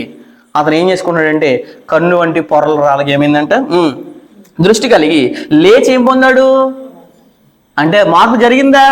జరిగింది. హింసించి ఆయన బాప్తిసం పొందాడు. అసలు ఎవరినైతే స్త్రీలు కనికలు లేకుండా, పురుషులనే కనికలు లేకుండా అసలు చెరసల్లో వేయించేసి సంఘాన్ని పాడు చేసి అనేక మంది పత్రికలు ఇచ్చేవాడు ఏం చేస్తాడంటే మొత్తం ఆపరేషన్ జరిగిన తర్వాత ఏం చేశాడు, మొత్తం చేంజ్ ఓవర్ జరుగుతుంది. అంటే మోత వేయబడిన తర్వాత అతను ఏం చేశాడంటే లేచి బాప్తిసం పొందాను. తర్వాత ఏం చేశాడంట ఆహారం, అప్పుడు దాకా ఆహారం భోంచలేదు ఎవరో పౌలు గారు. ఇతను ఏం చేశాడంటే తన తప్పు తెలుసుకుని, అసలు బాప్తిసం దేనికి? అపోస్తలుల 2:32 ఏం చెప్పింది? అదే పేతురు నీవు మారు మనసు పొంది, అంటే మారు మనసు జరిగిందా పౌలు గారిలో? జరిగింది. నీవు మారు మనసు పొంది పాప క్షమాపణ, అంటే నీ పాపలకి క్షమాపణ నిమిత్తం ఏం చేయాలి? నీవు ఏం చేయాలంటే బాప్తిసము పొందాలి. ఇది పొందాడు. ఎలా బ్రతికాడో చూపించేస్తాడు. ఎందుకంటే సౌలు యొక్క చిత్తవృత్తి ఏంటంటే అనేక మందిని ఏం చేయడం, హింసించడం. అతని అంతరంగ వృత్తి ఏంటి? అంతరంగ వృత్తి ఏంటంటే దేవుని నామాన్ని నమ్ముకున్న వాళ్ళందరికీ ఎలా ఉండాలి? వ్యతిరేకంగా ఉండాలి. ఇది ఆయన చిత్తవృత్తి. మారిపోవాలండి, వృత్తి మారిపోవాలి మనది. చూద్దాం సరే ఎఫెసీయులకు రాసిన పత్రిక. గతాన్ని వృత్తి ఇప్పుడు వృత్తి ఒకటే ఉందనుకోండి, మన బ్రతుకు ఏం మారలేదని అర్థం అండి. కేవలం ఏదో నీటిలో మునిగేసం తప్పించి బ్రతుకులు చేంజ్ అవ్వకపోతే ఏం మారినట్టండి? ఖచ్చితంగా ఆలోచించేయండి. ఎఫెసీయులకు రాసిన పత్రిక 4:22 కావున మునుపటి ప్రవర్తన విషయంలోనైతే ఎలా ఉండంట? మునుపటి ప్రవర్తన విషయంలోనైతే మోసకరమైన గతంలో మీ క్యారెక్టర్ని గుర్తు చేసుకుని ఒకసారి చాలా భయంకరంగా ఉంటుందండి. దేవుడు నిజంగా మిమ్మల్ని క్షమించాలన్న అవకాశం లేని పాపాలని చేసేసాం. మోసకరమైన దురాసం వలన చెడిపో మీ ప్రాచీన స్వభావం. అంటే గతంలో మన స్వభావం ఏమైపోయింది? చెడిపోయిందండి. కానీ ఇప్పుడు చెడిపోతుందా? ఇప్పుడు ఏదైనా కొత్తది జరిగిందా? పాత అసలు గతించినేవా? పాతవి గతించలేని వాళ్ళందరూ ఏం చెప్పుకుంటారు? క్రొత్తది వచ్చింది. ఎందుకంటే న్యూ ఇయర్ వచ్చిందని చెప్తున్నారు, కానీ నాలో న్యూ రాలేదని చెప్పలేకపోతున్నారు. నాలో న్యూ వచ్చిందని చెప్పలేకపోతున్నారా? ఎందుకు మాట్లాడేసి ఏమన్నాడు? మోసకరమైన దురాశ వలన చెడిపోవు మీ ప్రాచీన స్వభావం వదులుకొని మీ చిత్తవృత్తి ఏంటంట? చిత్తవృత్తి పౌలు గారి చిత్తవృత్తి మనుషులు హింసించడం. ఆయన అంతరంగ వృత్తి ఏంటంటే దేవుని నామాన్ని నమ్ముకున్న వాళ్ళకి వ్యతిరేకంగా బ్రతకడం. ఎవరు? సౌలు గారు. అంటే ఆయన ఏమైపోయింది? చిత్తవృత్తి మారిపోయింది, అంతరంగ వృత్తి మారిపోయింది. ఎవరంటే పౌలు గారు. అదే అంటున్నాడు అక్కడ, మీ చిత్తవృత్తి యందు నూతన పరిచ. అంటే వృత్తి అంతా మారిపోవాలండి. గతంలో చేసే పనులు వేరు, ఇప్పుడు నేను చేసే పనులు వేరు. గతంలో ఏ పడితే ఆ పనులు చేశాను, ఇప్పుడైతే ఆ పనులు నేను చేయలేను కూడా. ఎందుకంటే నేనేమయ్యానంటే నూతనం అయ్యాను, నాలో క్రొత్త వచ్చింది. సృష్టిలో జరగనేని మార్పు నాలో జరుగుతుంది అనేటట్టు మనం అందరూ బ్రతకాలండి. అదే అక్కడ నీతియు యథార్థమైన భక్తి గలవారే దేవుని పోలికగా సృష్టింపబడిన నవీన స్వభావం అనగా ఫుట్నోట్లు ఏమన్నా చూడండి 4 నవీన పురుషుని ఏం చేసుకోవాలి? ధరించుకోని వాళ్ళు. పురుషుడు మారిపోయాడా? పురుషుడు మారలేదు. ఏం మారింది? నూతన సృష్టి అని చెప్తున్నారు. ఏం మారింది? న్యూ విషయం చెప్తున్నారు. ఏం మారింది? స్టేటస్ పెడుతున్నారు వేరు. ఏం మారిందని ఇతరులకి ఇన్విటేషన్ పంపుతున్నారు, శుభాకాంక్షలు ఇస్తున్నారని. ఏం మారిందని చెప్తున్నారని చాలా మంది. వృత్తి మారలేదు, చిత్త వృత్తి మారలేదు, అంతరంగ వృత్తి మారలేదు, స్వభావం మారలేదు, పురుషుడు మారలేదు. గతంలో ఉన్న పురుషుడు చచ్చిపోలేదు, ఇప్పుడున్న పురుషుడు మార్పు కలిగి బ్రతకట్లేదు. ఈ చెప్పలేని వాళ్ళందరూ నూతన సృష్టి అని చెప్పుకుంటే నిజంగా ఎంత అవమానం అండి. అసలే ఖచ్చితంగా ఆలోచించేయండి. ఎందుకంటే గతానికి ఇప్పటికి వ్యత్యాసంతో కూడిన బ్రతుకులు లేకుండా నేను క్రీస్తు సంఘంలో సభ్యుడిని అని చెప్పుకోవడానికి కూడా చాలా అవమానం అండి, చాలా అవమానం అండి. ఎందుకంటే చిత్తవృత్తి అంతా ఏమైపోవాలంటే మారిపోవాలి. జీవిత అనుభవాన్ని బట్టి మొత్తం మారిపోవాలి. పౌలు గారు చూడండి, అసలు అలా అంటే ఆయన పరిస్థితి గతంలో ఎలా ఉండేవాడు? ఫిలిప్పీయులకు రాసిన పత్రిక 3:6 ఆసక్తి విషయం. ఆసక్తి ఏంటంటే చాలా మందికి ఆసక్తి ఏంటి? దేవుని దగ్గర రావడం, దేవుని వాక్యం నేర్చుకోవడం, అదే ఆసక్తి. కానీ పౌలు గారి యొక్క ఆసక్తి ఉంది. ఆసక్తి విషయము సంఘాన్ని, అంటే సంఘాన్ని హింసించడమే ఈయన ఆసక్తి. ఎవరిదే? పౌలు గారిది. కానీ ఇప్పుడు ఏ సంఘాన్ని హింసిస్తున్నారో ఆ హింసించబడే దాంట్లో ఈయన ఉన్నాడు. ఎవరో? పౌలు గారు. మారాడంటే కంపల్సరీ మారిపోయాడు. చేంజ్ ఓవర్ జరిగిందంటే ఖచ్చితంగా జరిగింది. అదే చెప్తున్నా. ఆసక్తి విషయము సంఘం నుంచి వాడమే. ధర్మశాస్త్ర విషయం ఏమైపోయాడంట? ధర్మశాస్త్రం వలన నీతి విషయమే అనింద్రునైతిని అయినను ఏవేవి నాకు లాభకరమై ఉండునో వాటిని క్రీస్తు నిమిత్తము గతంలో ఏదైతే లాభం ఉందో, మనుషులు చంపేయడం మీకు లాభం, స్టెఫెన్ గారిని చంపేసంటే ఈయన ఏం చేద్దంటే ఈయన సమ్మతించడం ఈయనకి లాభం, పురుషుల్ని స్త్రీలని కఠినంగా హింసించేయడం ఈయనకి లాభం అయితే ఇవన్నీ ఏం చేసుకున్నాడు? నష్టం ఎంచుకున్నాడు. ఏ డబ్బు కొరకైతే బ్రతికాడో, ఎలా తన జీవితాన్ని గడపాలని బ్రతికాడైనా దాని నిమిత్తం ఈయన ఏమైపోయాడంట? అనింజుడు అయిపోయాడంటే. అనింజుడు అయి ఉంటుంది అయినను ఏవేవి నాకు లాభకరంలో ఉండునో వాటిని క్రీస్తు నిమిత్తం ఏం చేసుకున్నాను? నష్టం ఎంచుకున్నాను. ఎందుకంటే క్రీస్తు నాకు కావాలంటే, క్రీస్తు నాలో కనపడాలంటే గతాన్ని వదిలేయలేను. గతాన్ని వదిలేయకుండా క్రీస్తు నీలో కనపడగలంటే ఖచ్చితంగా కనపడలేడండి. ఎలా కనపడిపోతాడండి? మీరు ఏం మారట్లేదు క్రీస్తుని ధరించుకోవడం చెప్తున్నారు, కానీ ఏం మారకుండా క్రీస్తుని ధరించుకోవడం అంటే అది అబద్ధం కదా. ఖచ్చితంగా అబద్ధం అండి. ఎందుకంటే క్రీస్తు కావాలంటే కొన్ని వదిలేసుకోవాలి. జీవితంలో నీ వృత్తి మారిపోవాలి, అంతరంగ వృత్తి మారిపోవాలి, చిత్త వృత్తి మారిపోవాలి, చేసిన పనులు మారిపోవాలి. మారకపోతే నువ్వు నూతన సృష్టి అవడానికి అవకాశం ఖచ్చితంగా ఉండదండి. అందుకోసం అన్నట్టు చూడండి, ఆయనను ఏవేవి నాకు లాభకరంలో ఉంటనో వాటిని ఏం చేసుకున్నాడంట? క్రీస్తు కొరకు, క్రీస్తు ప్రభువు గురించి ఏం చేసుకున్నాడు? క్రీస్తు నిమిత్తం ఏం చేసుకున్నాడో నష్టంగా ఎంచుకున్నాడు. మనకు మోసే గారు కూడా తెలుసు. ఆయన ఏమంటాడు? ఐగుప్తు ధనం కంటే నాకేం కావాలి? క్రీస్తు విషయమైన నిందలు కావాలి. ఇప్పుడు ఏం కోరుకున్నారో? ధనం కోసం, సుఖం కోసం, సుఖభోగాల కోసం, ఇష్టానుసారంగా బతకడం గురించి, మనుషుల మెప్పు గురించి, మనుషుల కార్యక్రమాల గురించి, మనుషులు పొగుడుతారని, మనుషులతో ఉంటే తదా విధానట్టు బ్రతుకుతున్నారు. కానీ ఆ కన్ను మూసిన తర్వాత వాళ్ళు ఉన్న లోకానికి మనం వెళ్ళిపోతామని కష్టంగా చేయట్లేదు. దేవుడు ఉన్న లోకాన్ని కోల్పోతామని భయం లేదని చాలా మందికి. అసలు ఆయన ఏం చూడండి ఒకసారి. ఎబ్రీ పత్రిక 11వ అధ్యాయం ఎందుకంటే చాలా మంది కోరుకునేది ఇదైతే మనుషులందరూ కోరుకునేది మనుషులు మెప్పించాలని బతుకుతారండి. హెబ్రీ పత్రిక 11వ అధ్యాయం, హెబ్రీ పత్రిక 11వ అధ్యాయం 27వ వచనం నుంచి చదువుదాం. హెబ్రీ పత్రిక 11వ అధ్యాయము 24 నుంచి చదువుదాం. మోషే పెద్దవాడైనప్పుడు విశ్వాసం బట్టి ఐగుప్తు ధనము కంటే క్రీస్తు విషయమైన అన్ని క్రీస్తు అంటే ఇలా క్రీస్తునే లేకుండా బతుకుతారండి చాలా మంది. క్రీస్తునే మనం కలిగి ఉండకుండా, క్రీస్తే మనలో కనపడకుండా, క్రీస్తు యొక్క అడుగుజాడల్ని, క్రీస్తు యొక్క మాదిరిని మనలో కనపడకుండా మనం బ్రతకపోతే కనుక ఏమి సమాజానికి మాదిరి చూపించి వెళ్ళిపోతామండి మనం. అలా క్రీస్తు గురించి ఏం చేస్తారంటే అనుభవించకపోయినా వాటి గురించి ఏం చేస్తారంటే శ్రమల్ని అనుభవించేస్తారండి. ఎవరంటే భక్తులందువారు. ఆ భక్తులు కొన్ని జీవితాలు కూడా మనకు లేకపోతే మన నూతన సృష్టి ఎలా అవుతామండి? ఎందుకు మాట్లాడేశాడు. మోషే పెద్దవాడైనప్పుడు విశ్వాసం బట్టి ఐగుప్తు ధనము కంటే క్రీస్తు విషయమైన నింద గొప్ప భాగ్యం. ఏ నింద గొప్పది నీకు అంటే క్రీస్తు విషయమైన నిందలు గొప్పే. ధనం కావాలా, నిందలు కావాలంటే మాకు ధనమొద్దు కానీ నిందలే కావాలంట. నువ్వు రాజు యొక్క కుమారుడు అవడానికి, పౌరవ యొక్క కుమార్తె యొక్క కుమారుడు అనిపించుకోవడానికి కూడా ఏం చేయలేదు, ఒప్పుకోలేదండి. ఎవరంటే మోషే గారు. అదే చెప్తున్నాడు అక్కడ. నింద గొప్ప భాగ్యం ఎంచుకుని అల్పకాలము ఏ భోగాలంట ఇవన్నీ టెంపరీ ఉండేవి. ఏది చూసినా ప్రపంచంలో అన్ని టెంపరీ ఉండే గురించి ఉన్నతమైన లోకాన్ని పోగొట్టేసుకున్నారు చాలా మంది. ఎవరంటే పాతవి ఇంకా చేస్తున్నవా, భూ సంబంధంగా బ్రతికేవారు, పైన వాటిని మనసు పెట్టకుండా బ్రతికేవారిని జీవించేవారు. అల్పకాలము పాపభోగం అన్నట్టు కంటే దేవుడి ప్రజలతో మాకేం కావాలి? శ్రమలు లేని జీవితం కోరుకుంటారు చాలా మంది. వాళ్ళ క్రైస్తవులు కాదు, డూప్లికేట్ వాళ్ళు ఇంకా పాత గతించకుండా బ్రతికేవాళ్ళు. నాకు కావాల్సిందే శ్రమలు, నేను అనుభవించాల్సిందే శ్రమలు, నేను శ్రమలు ఎలా ఎదుర్కోవాలి, ఎలా జయించాలి, నాకు అది నేర్పాలని ప్రార్థన చేయవలసిన వాళ్ళు శ్రమలే లేకుండా చేయను ఆయన అంటారు చాలా మంది. ఎంత తప్పండి. దేవుని ప్రజలతో ఏం కావాలంట? శ్రమ అనిపించడం మేలని యోచించి ఫరో కుమార్తె యొక్క కుమారుడిని అనిపించుకోవడానికి ఏమవలేదు. కుమారుడు అనిపించుకుంటే రాజబాబులు అనిపించవచ్చు, మనం శాసనాలు జారీ చేయొచ్చు, ఇష్టానుసారంగా బ్రతకొచ్చు. మనం ఏం చెప్తే చాలా మంది పనివారు బంట్రోతులు అందరూ వచ్చేసి మనం ఏం చెప్తే చేస్తారని ఈ భోగాలు వదిలేసుకోవాలంటే వదిలేసుకున్నాడు. ఎందుకంటే ఈ భోగాలు అనిపించిన ఈ లోకాన్ని సాటిస్ఫై చేసేలా నేను బ్రతికిన దేవుడున్న లోకాన్ని నేను పోగొట్టేసుకుంటానని భయం అని ఉందా ఎవరు అంటే మోషే గారు. అసలు పాత నియమంలో ఉన్న వారిలోనే అంత భయము భక్తి ఉంటే క్రొత్త నెలలోకి వచ్చిన మనం వాళ్ళు మన గురించి రాస్తే మనలో ఉన్న భక్తి ఎంత ఉంటుంది తెచ్చి సాల్వ్ చేయండి ఖచ్చితంగా అండి. ఎందుకు మాట్లాడేసి అదే అన్నాడు. ఈ ఏలియనగా అతడు ప్రతిఫలంగా దేని మీద ఫోకస్ పెట్టాడు? భౌతికమైన దానం ఈ రోజు ఉంటుంది, రేపొద్దున వెళ్ళిపోతుంది. భౌతికమైన పాపం ఈ రోజు చేస్తాను, సాటిస్ఫాక్షన్ అవుతాను, రేపొద్దున వెళ్ళిపోతాను నేను. కానీ నాకు ఒకటి ఉంది ఏంటంటే కాబట్టి అదే చెప్తున్నాడు అక్కడ. ఏలియనగా అతడు ప్రతిఫలముగా కలగ బహుమానం ఏం చేశాడంట? దృష్టి అంటే దేవుని అదృశ్యమైన వాడిని నిదానించుతున్నాడు. ఎవరంటే మోషే గారు. ఎంతో మంది భక్తులండి, పౌలు గారు కానీ, పేతురు గారు కానీ, అపోస్తులు కానీ, ఆదిమ సంఘాలు కానీ ఏం చేశారంటే చిరఛాదనం చేపట్టారు, ప్రాణాలు అర్పించేశారు. అసలు ఎలా ఉన్నారంటే దేవుని కొరకు నిజంగా దేవుడు ప్రజలు ఎవరు అంటే యాస్టి తమ జీవితాలు చూపించారు. ఇదేమీ ఉండదు కానీ మేము సంబరాలు చేసుకుంటాం, న్యూ ఇయర్ చేస్తాం, నేను క్రిస్మస్ చేస్తాం, కేక్ కటింగ్లు చేస్తాం, ఇష్టానుసారంగా ఉంటాం, మేము ఏం చేస్తాం మీకు ఎందుకు అన్నిటట్టు ఉన్నారు. కానీ మా బ్రతకంతా ఇలా ఉండాలి, బైబిల్లో ఉన్న మాదిరి ఆనాడు భక్తులు ఎలా ఉన్నారు మేము అలా బ్రతకాలని డిసైడ్ చేసుకుని బ్రతకలేదండి. ఎందుకంటే డబ్బు చాలా వేస్ట్ చేస్తున్నారు. దీని వెంబడి డిసెంబర్లో జరిగే వ్యాపారము మరి ఏ నెలలో జరగదంట. ఎందుకోసం?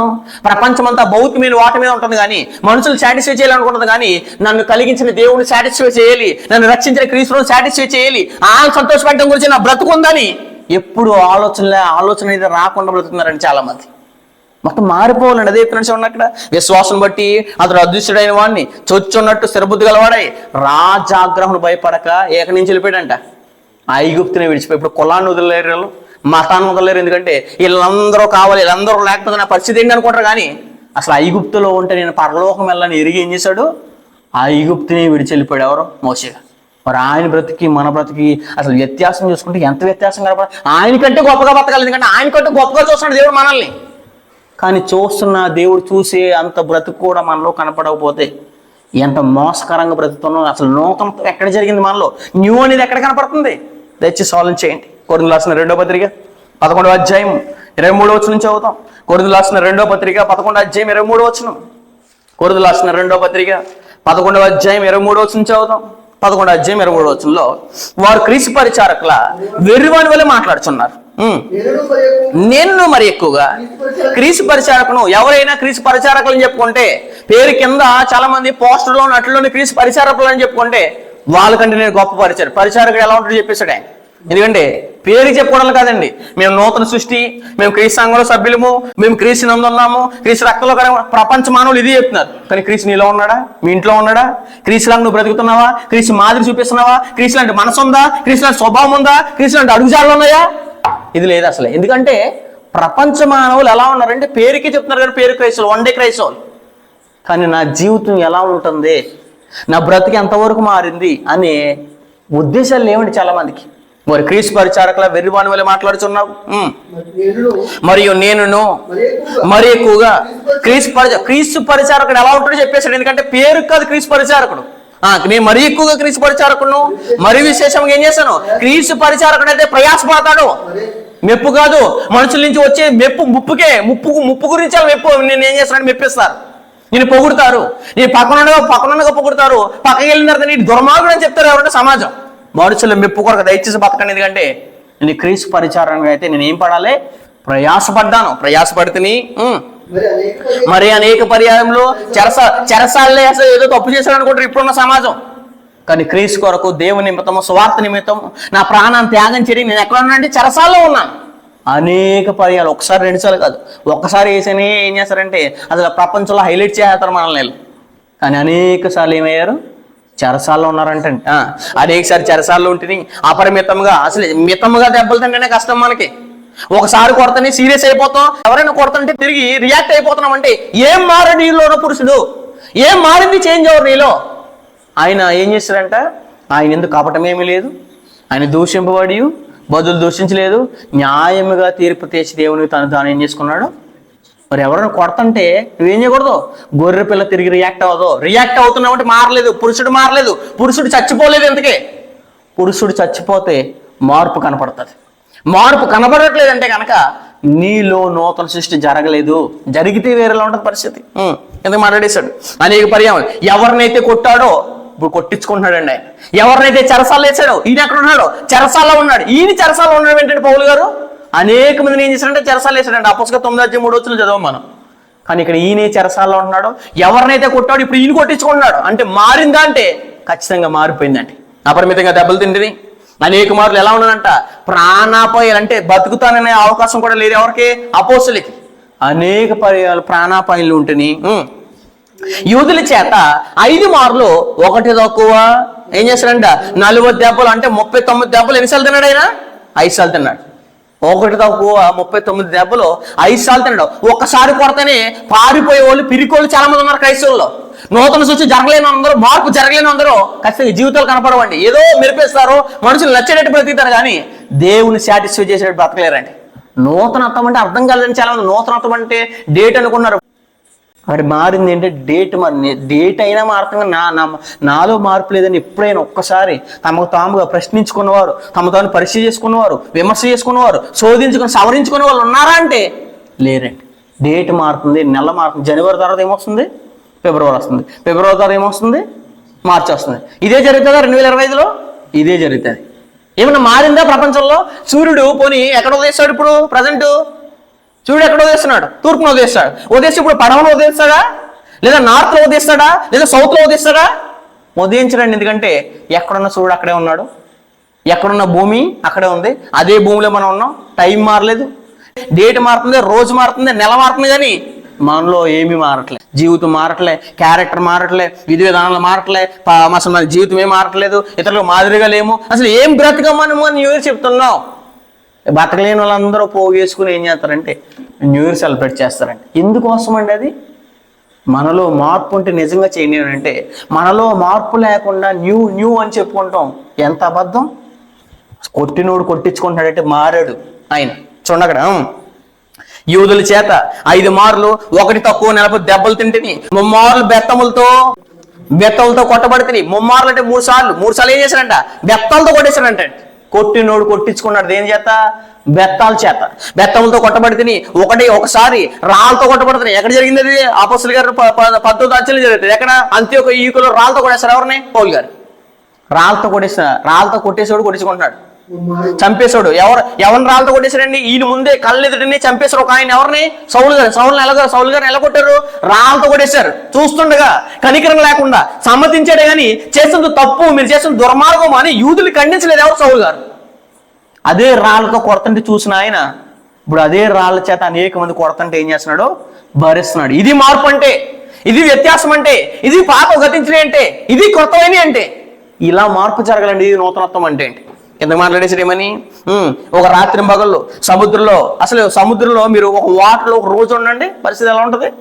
24 గంటలు ఉన్నాడు. రాత్రి పగలని సముద్రంలో ఉండిపోయాడు అంటే నేను ఒక రాత్రి పగల్లో సముద్రంలో మనం వాటర్లో చేయి పెడితేనే మన చెయ్యి అంతా ఏమైపోద్ది? అసలే చర్మం అంతా చీకిపోద్ది. అలాంటిది ఓ 24 గంటల సముద్రంలో ఉన్నాడంటే సముద్రంలో ఉండే పరిస్థితి ఎలా ఉంటుంది? చేప వచ్చి మింగేస్తుందో తెలియదు, దేనికి ఆహారం అయిపోతాడో తెలియదు, అసలు బ్రతుకుతాడో ఇంటికి వస్తాడో తెలియని పరిస్థితి ఎవరిదే? పౌలు గారు. అంటే మార్పు జరిగిందా అంటే ఖచ్చితంగా మార్పు జరిగింది. చిత్తవృత్తిని మార్చేసుకున్నాడు, ఆయన అంతరంగ వృత్తిని కూడా మార్చేసుకుని. ఎవరంటే పౌలు గారు అపోస్తులండి.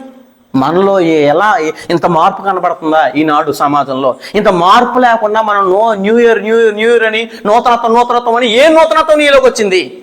ఖచ్చితంగా మార్పు జరగాలండి. కింద మాట్లాడేశాడు. అనేక పర్యాయములు ఏం చేశారంట? అనేక పర్యాయములు ప్రయాణంలోను, అంటే ప్రయాణాలతో బ్రతుకుతాడా? బ్రతకలేడు. ఏం చెప్పలేము, ఇంటికి రాకపోవచ్చు. ప్రయాణంలోను నదుల్లోకి వెళ్తే ఇబ్బంది, నదుల వలన ఆపదన, దొంగల అంటే వెళ్తాను సమాజంలో ఎక్కడైనా పట్టుకునే ధనాన్ని లేదా ద్రవ్యాన్ని ఎవరైనా దొంగిలించేస్తారు. అదో పరిస్థితి ఎవరిదే? పౌలు గారిది. దొంగల వలన ఆపదల్లోను. నా స్వజనులు ఎవరు? ఇంటోళ్ళే. మన చాలా మంది ఎవరంటే మనకు వ్యతిరేకులు, మన స్వజనులైన వ్యతిరేకులు. ఒకని ఇంటి వారికి నేను ఏం చేశాను? విరోధం పెట్టవచ్చుని. కోడలికి అత్తకిని, తండ్రికిని, కొడుకుని, కూతురికిని, తల్లికిని ఏం చేయడానికి వచ్చాను? విరోధం పెట్టవచ్చుని. కాబట్టి క్రీస్తు వారు విరోధం పెట్టడానికి వచ్చారు. ఎవరు విరోధం? స్వజనులు మనం ఏం చేశారు? యాక్సెప్ట్ చేయరు. స్వజనులు మనం అంగీకరించరు. స్వజనులు మన బోధలు వినరు. మన చుట్టుపక్కల ఉన్న వాళ్ళే మనం వ్యతిరేకిస్తారు. అదే జరిగింది ఎవరికి? పౌలు గారికి. నిజ జీవితంలో మనకు జరుగుతుందంటే మన వృత్తి ఏమైంది? మారిందని అర్థం. నా స్వజనుల వలన ఆపదల్లోను, అన్ని జనులు అంటే ఇతరులు, అన్ని జనుల వలన ఆపదలోను, పట్టణంలో ఆపద, పట్టణానికి వెళ్తే అక్కడ ఆపద. నెక్స్ట్ అరణ్యం, అంటే అరణ్యంలో ప్రయాణం చేస్తే అరణ్యం వల్ల ఆపద. సముద్రంలోకి వెళ్తే సముద్రంలో ఆపద. నెక్స్ట్ ఎవరంటే వాళ్ళ తోట ఉన్న వాళ్ళ వల్ల ఆపద. ఎవరి వల్ల?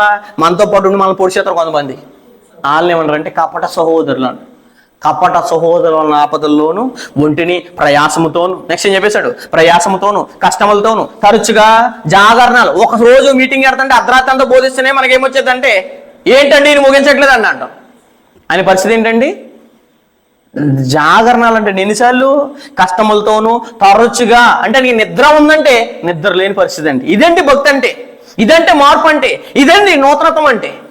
తరచుగా జాగరణలతోనూ, ఆకలి దప్పులతో, అంటే ఆకలి దప్పుగా, అంటే దాహం తాగుతాడా తింటా అనే పరిస్థితి కూడా లేని పరిస్థితి.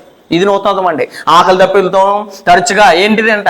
ఉపవాసాలు ఏం చేశాడు? కావాలని చేశాడు ఆయన. ఉపవాసాలు అంటే తింటా కూడా తిండి లేని పరిస్థితి. ఎవరిది? పౌలు గారి.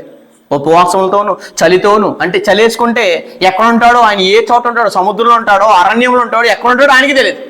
చలితోను, దిగంబరత అంటే బట్టలు కప్పుకోవడానికి కూడా పరిస్థితి లేదండి.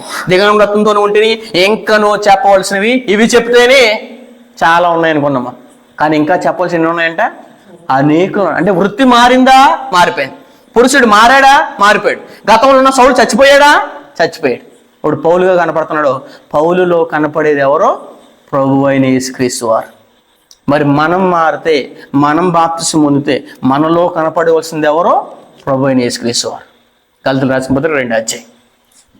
గలతీయులకు రాసిన పత్రిక 2వ అధ్యాయం 20వ వచనం చదువుదాం.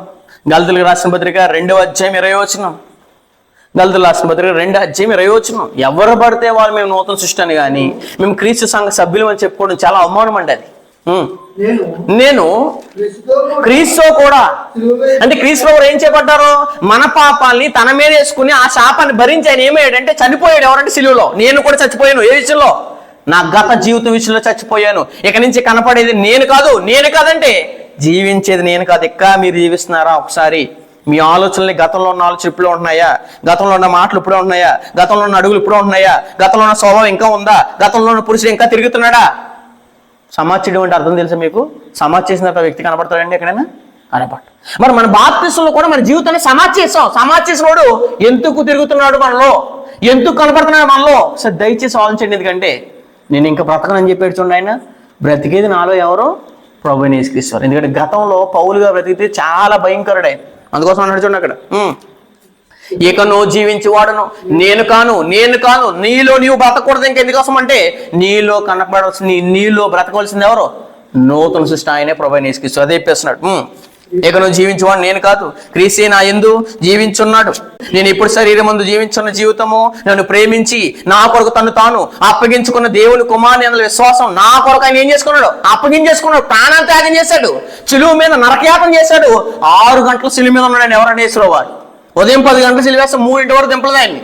అలాంటి భయంకరమైన పరిస్థితుల్లో సిలువ మీద అంత యాతన చేస్తుంటే, అంత మన కొరకు ప్రాణం పెడతంటే, అంత నలిగిపోయి సిలువ మీద మేకులతో వేలాడుతుంటే ఏమి కనపడుతున్నాయి మన బ్రతుకు? ఒకసారి దయచేసి ఆన్ చేయండి. ఎందుకోసం అంటే ఆయన అంత బలియాగం చేయకపోతే మన బ్రతుకు ఇప్పుడు ఉండడానికి కూడా, దేవుళ్ళకి రావడానికి కూడా, నేను క్రీస్తు సంఘ సభ్యులని చెప్పుకోవడానికి కూడా అవకాశం లేదండి. ఎవరు పడతారు క్రీస్తు సంఘ సభ్యులని కానీ, ఎవరు పడితే వాళ్ళు మేము క్రీస్తునందు ఉన్నా కానీ దయచేసి చెప్పుకోకూడదు. ఎందుకంటే ఆయన నరక యాతన పడితే వచ్చింది మనకి ఈ జీవితం.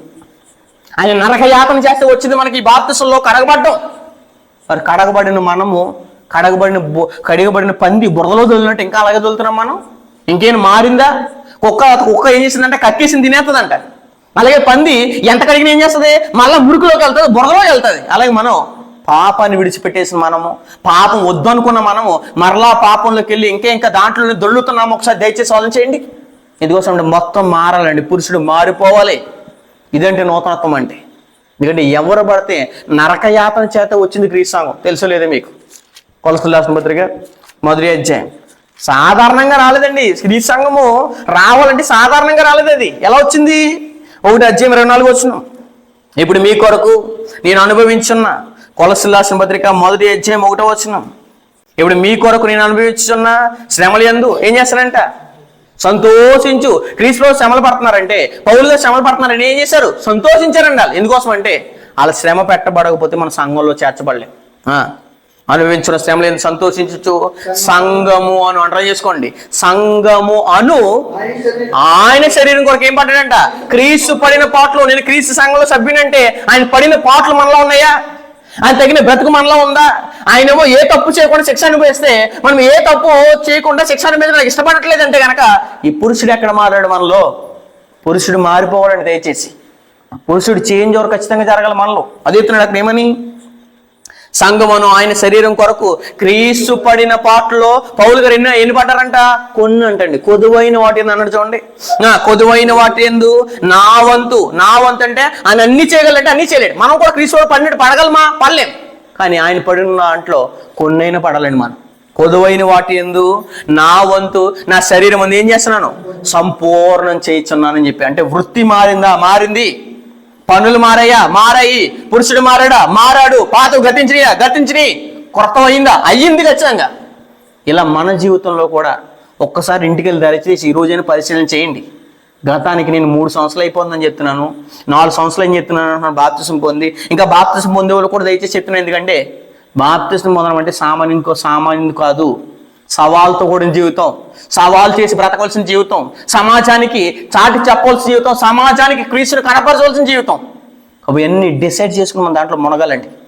సాధారణంగా ఏదో నామకార్థంగా ఏదో చెప్పేశారని కాదు, ఏదో మెస్మరైజ్ అయిపోయి తీసుకోవడం కాదు. డిసైడ్ అయ్యి పొందాలి, డిసైడ్ అయ్యి బాప్తిసంలో దిగాలి మనం. చాలా సవాల్తో కూడిన జీవితం అది. కొరింథీయులకు రాసిన 1వ పత్రిక 4వ అధ్యాయం 9వ వచనం నుంచి చదువుదాం. అంటే సింహం గడ్డి మేస్తుందండి, మమ్మారు దెబ్బలు తింది. దెబ్బలు కొట్టినోడు దెబ్బలు తిన్నాడంటే ఎంత మారిపోయాడండి. కొరింథీయులకు రాసిన 1వ పత్రిక 4వ అధ్యాయం 9వ వచనం. 4వ అధ్యాయము 9వ వచనంలో దేవుడు ఒక సమాచారం తెలియజేస్తున్నాడు. కొరింథీయులకు రాసిన 1వ పత్రిక 4వ అధ్యాయము 9వ వచనం. మరణదండన విధింపబడినట్టు. మరణదండ ఎవరికి వేస్తారో? తప్పు చేసిన వాళ్ళకి వేస్తారు. కానీ అపోస్తులు ఏ తప్పు చేశారు? ఏ తప్పు చేయగైనా ఎలా ఉన్నారంటే వాళ్ళు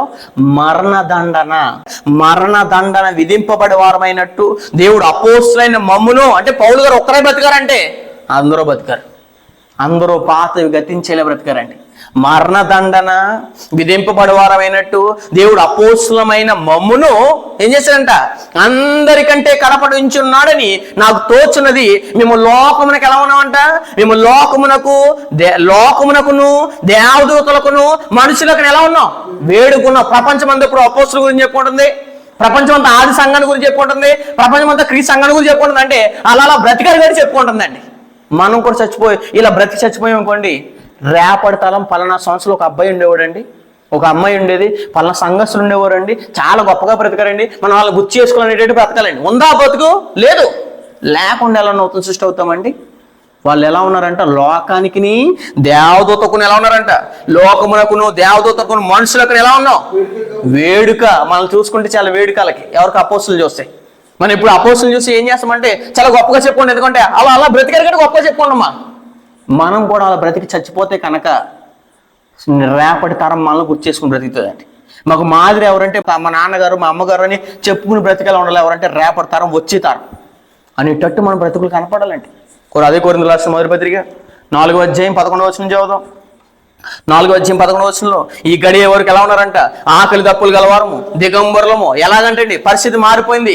ఆకలి అంటే ఎవరినైతే ఆకలి తినేవాళ్ళు హింసించారు ఎవరంటే సౌలు. అపోస్తులు కూడా పరిస్థితి చాలా దారుణంగా ఉండేది. కానీ ఇప్పుడు ఎలా ఉండాలి? ఆకలి దప్పులు గలవారము, దిగంబరులము, పిడిగుద్దులు. అంటే గుద్దేవాడు అంటే వీళ్ళు ఏం చేస్తారంటే పౌలు గారు గుద్దేవాడు, సౌలు గారు హింసించేవాడు, కొట్టేసేవాడు ఎవరిని వాళ్ళని. కానీ ఈయన కొట్టించుకుంటున్నాడు. అపోస్తులు ఏం చేసుకున్నారు? పిడిగుద్దులు. ఏ తప్పు చేశారని పిడిగుద్దులు తిన్నారు? మారుడు కూడా పిడిగుద్దులు తిన్నారు. వాళ్ళు పిడిగుద్దులను తినుచున్నాము నిలువరమని. యేసుక్రీస్తు అని కూడా ఏం చేశారు? తన్నేశారండి. యేసు ఏం చేశారు? దేహాన్ని చీల్చేశారు. ఆయనే పడితే మనం ఎంత పడాలని డిసైడ్ అయి బ్రతకారు ఎవరు? అపోస్తులు. పిడిగుద్దులు తినుచున్నాము నిలువరమైన అంటే స్టాండర్డ్ ప్రదేశం లేదు వాళ్ళకి. మనకంటే ఇల్లులు ఉంటున్నాయి, వాళ్ళకి ఏం లేదంట నిలువరమైన నివాసం. ఎందుకంటే నిలువరమైన పట్టణం ఎక్కడుంది? మనకి పరలోకం ఉంది. కాబట్టి ఆ పట్టణం గురించి భూమి మీద నిలువరమైన నివాసం లేకుండా బ్రతకారు ఎవరు? అపోస్తులు. చిత్తవృత్తి యందు నూతన పరచబడిన వారు. ఇదండి బ్రతుకంటే. స్వహస్తములతో పని చేసి కష్టపడుతున్నాం. ఇప్పుడు ఏం చేస్తారో ఎలా దోచేద్దామన్నా, ఎలా దేవుని సేవకులు దోచేయడం గురించి వస్తున్నారు చాలా మంది ఇప్పుడు. కానీ వాళ్ళు స్వహస్తంతో పనిచేసి కష్టపడుతున్నారు. నిందింపబడి ఏం చేస్తారంట? నిందించి దీవెన ఎలా చేస్తారండి? అసలు మనల్ని నిందించి వాళ్ళు దీవెన చేయగలరా? మారాడు కూడా దీవిస్తున్నారు. మీరు కీడుకు ప్రతి కీడు చేయక ఏం చేయాలంట? మిమ్మల్ని ఎవరైతే దూషిస్తున్నారో వాళ్ళు ఏం చేయాలి? మీరు దీవించండి అన్నాడు దేవుడు. అంటే ఎవరినైతే కొడుతున్నామో తిరిగి కొట్టేసేవాళ్ళు మన గతంలో. ఎవరు మనల్ని తిడుతుంటే తిరిగి తిట్టేసేవాళ్ళు మనం. ఎవరైనా మన మీద దెబ్బలాడికి వస్తే తిరిగి వెళ్ళి కొట్టేసేవాళ్ళు గట్టిగా మనం. కానీ ఇప్పుడు అలా కొట్టం. ఎవరైనా తిడుతుంటే మౌనంగా ఉంటాం, ఎవరైనా కొడుతుంటే మౌనంగా ఉంటాం. ఎందుకోసం అంటే పురుషుడు మారిపోయాడు. ఏంటంటే నా గత జీవితం మొత్తం మారిపోయింది. అదే చెప్తున్నాడు అక్కడ. ఏమని? నిందింపబడి దీవించబడుచున్నాము, హింసింపబడి ఓర్చుకొనిచున్నాము, దూషింపబడి బతిమాలుకొనిచున్నాము. లోకానికి మేము ఎలా కనపడుతున్నాం? మురుగ్గా కనపడుతున్నాం. వీళ్ళందరికీ నచ్చేట్టు బతికితే మనం మురుగ్గా కనపడం. వీళ్ళందరికీ యాంటీగా బ్రతికి మనం మురుగ్గా కనపడతాం. అలాగే బ్రతికరండి అపోస్తులు. లోకం మనకు మురుగుగాను, అందరికి ఎలా ఉన్నామంట? పెంటగాను. ఎప్పటి వరకు ఏం చేయబడ్డాం? ఏడ్చబడ్డాం. ఎవరండి వీళ్ళకి సపోర్టు? ఎవరండి ఏం చేయగలరంటే అపోస్తులకి ఎవరండి సపోర్టు? డైరెక్ట్ దేవుడు, ప్రభువైన యేసుక్రీస్తు. మరి మనకెవరో? మన కలిగించిన ఆయన ప్రభువైన యేసుక్రీస్తు వారు, తండ్రి అయిన దేవుడు, పరిశుద్ధాత్మ గారు. కానీ వీళ్ళుండగా ప్రపంచంలో మనం ఎలాంటి బ్రతుకుని ఏం చేయాలంటే కనపరచాలంటే, ప్రపంచానికి మెప్పించేటట్టు మనం ఏం చేయకూడదు? బ్రతకూడదండి. కొరింథీయులకు రాసిన 2వ పత్రిక 6వ అధ్యాయం. కొరింథీయులకు రాసిన 2వ పత్రిక 6వ అధ్యాయము 4వ వచనం చదువుకుందాం. కొరింథీయులకు రాసిన 2వ పత్రిక 6వ అధ్యాయం 4వ వచనం. 6వ అధ్యాయం 4వ వచనంలో దేవుడు ఒక సమాచారం తెలియాల్సింది. ఇది నూతన సృష్టి అండి. చెప్పేసి అక్కడ లిస్టు. 6వ అధ్యాయం 4వ వచనం. శ్రమలు ఎందును, ఇబ్బందులు ఎందును. అంటే మారిందా అంటే మారింది. గతంలో ఇతరులను మనం శ్రమ పెట్టేవాళ్ళం, ఇతరుల మీద కేసు పెట్టేవాళ్ళం, కోర్టు మెట్లు ఎక్కేవాళ్ళం, ఇష్టానుసారంగా బతికేవాళ్ళం, పోలీస్ స్టేషన్కి వెళ్ళేవాళ్ళం. కానీ ఇప్పుడు వెళ్ళాం మేము. ఎందుకంటే మమ్మల్ని హింసిస్తే వెళ్తాం తప్పించి మా స్వతహాగా చేసుకున్న కార్యక్రమాల బట్టి మేము వెళ్ళాం. శ్రమలు ఎందును, ఇరుకులు ఎందును, ఇబ్బందులు ఎందును, దెబ్బలు ఎందును, చెరసాల ఎందును, అల్లరిలోను. అంటే మనల్ని అల్లరి చేస్తారు చాలా మంది. అల్లరి చేస్తారు, ఎటకరేస్తారు. అల్లరిలోను, ప్రయాసములోను, జాగరణలోను, ఉపవాసంలోను మిగిలిన ఓర్పు వచ్చేయాలంటే మన ఎందుకు? ఇది అలవాటు అయిపోవాలి మనకి. శ్రమల అలవాటు అయిపోయింది మాకు, దెబ్బల అలవాటు మాకు, చెరసాల అలవాటు అనేటట్టు చిత్తవృత్తి మొత్తం మారిపోలే, నూతన పురుషుడు మొత్తం మారు. అప్పుడు చెప్పాలని మనం మేము క్రొత్తవాయమని కింద మాట్లాడేశాడు. పరిశుద్ధాత్మ వలన, పవిత్రతతోను, దీర్ఘశాంతంతోను, దయతోను ఎలా ఉన్నారంట? పరిశుద్ధాత్మ వలన నిష్కపటమైన ఎవరంట? ప్రేమ వలన, సత్యవాక్యం చెప్పుట వలన, దేవుని బలం వలన, కుడియలము నీతి వలన, ఆల్ది కలిగి ఘనతాకలం వలన, సుకీర్తి దుష్కీర్తి వలన, దేవుని పరిచారకమండి అన్ని స్థితుల్లో మమ్మల్ని మేము ఏం చేసుకుంటున్నాం? మెప్పించుకుంటున్నాం. మారారంటే అపోస్తులు మారారు. వాళ్ళ వృత్తి మారిందా? మారింది. జీవితం మారిందా? మారింది. నడకలు మారాయి, పద్ధతులు మారాయి, ఆచరణలు మారాయి, కార్యక్రమాలు మారాయా, అన్ని మారాయి. మరి మనమేం మారాయని నూతన సృష్టిని చెప్తున్నాం.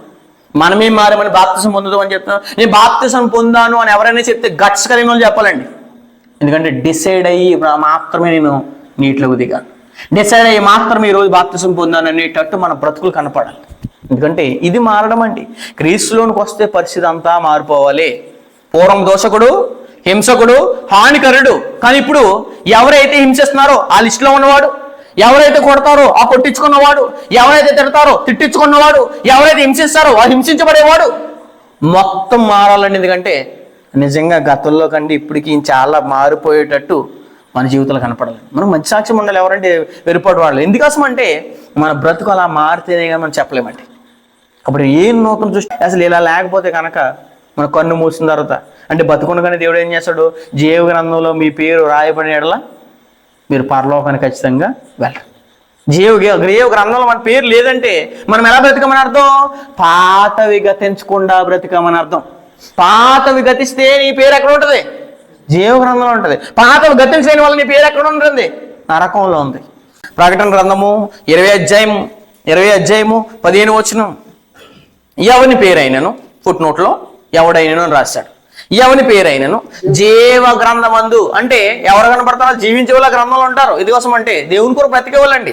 జీవ గ్రంథమందు వ్రాయబడినట్టు కనబడలేదా నీ పేరు? కన్ను మూసినా నీ పేరు లేదా?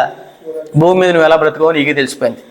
వ్రాయబడినట్టు కనబడినట్లా వాడు అగ్నిగుండంలో ఏం చేయబడతాడంట? పాడవి. ఇదేంటంటే రెండో మాట. కాబట్టి ఎవరు వెళ్ళిపోతారంటే 21 అధ్యాయం 8వ వచనంలో లిస్ట్ చెప్పేశాడు.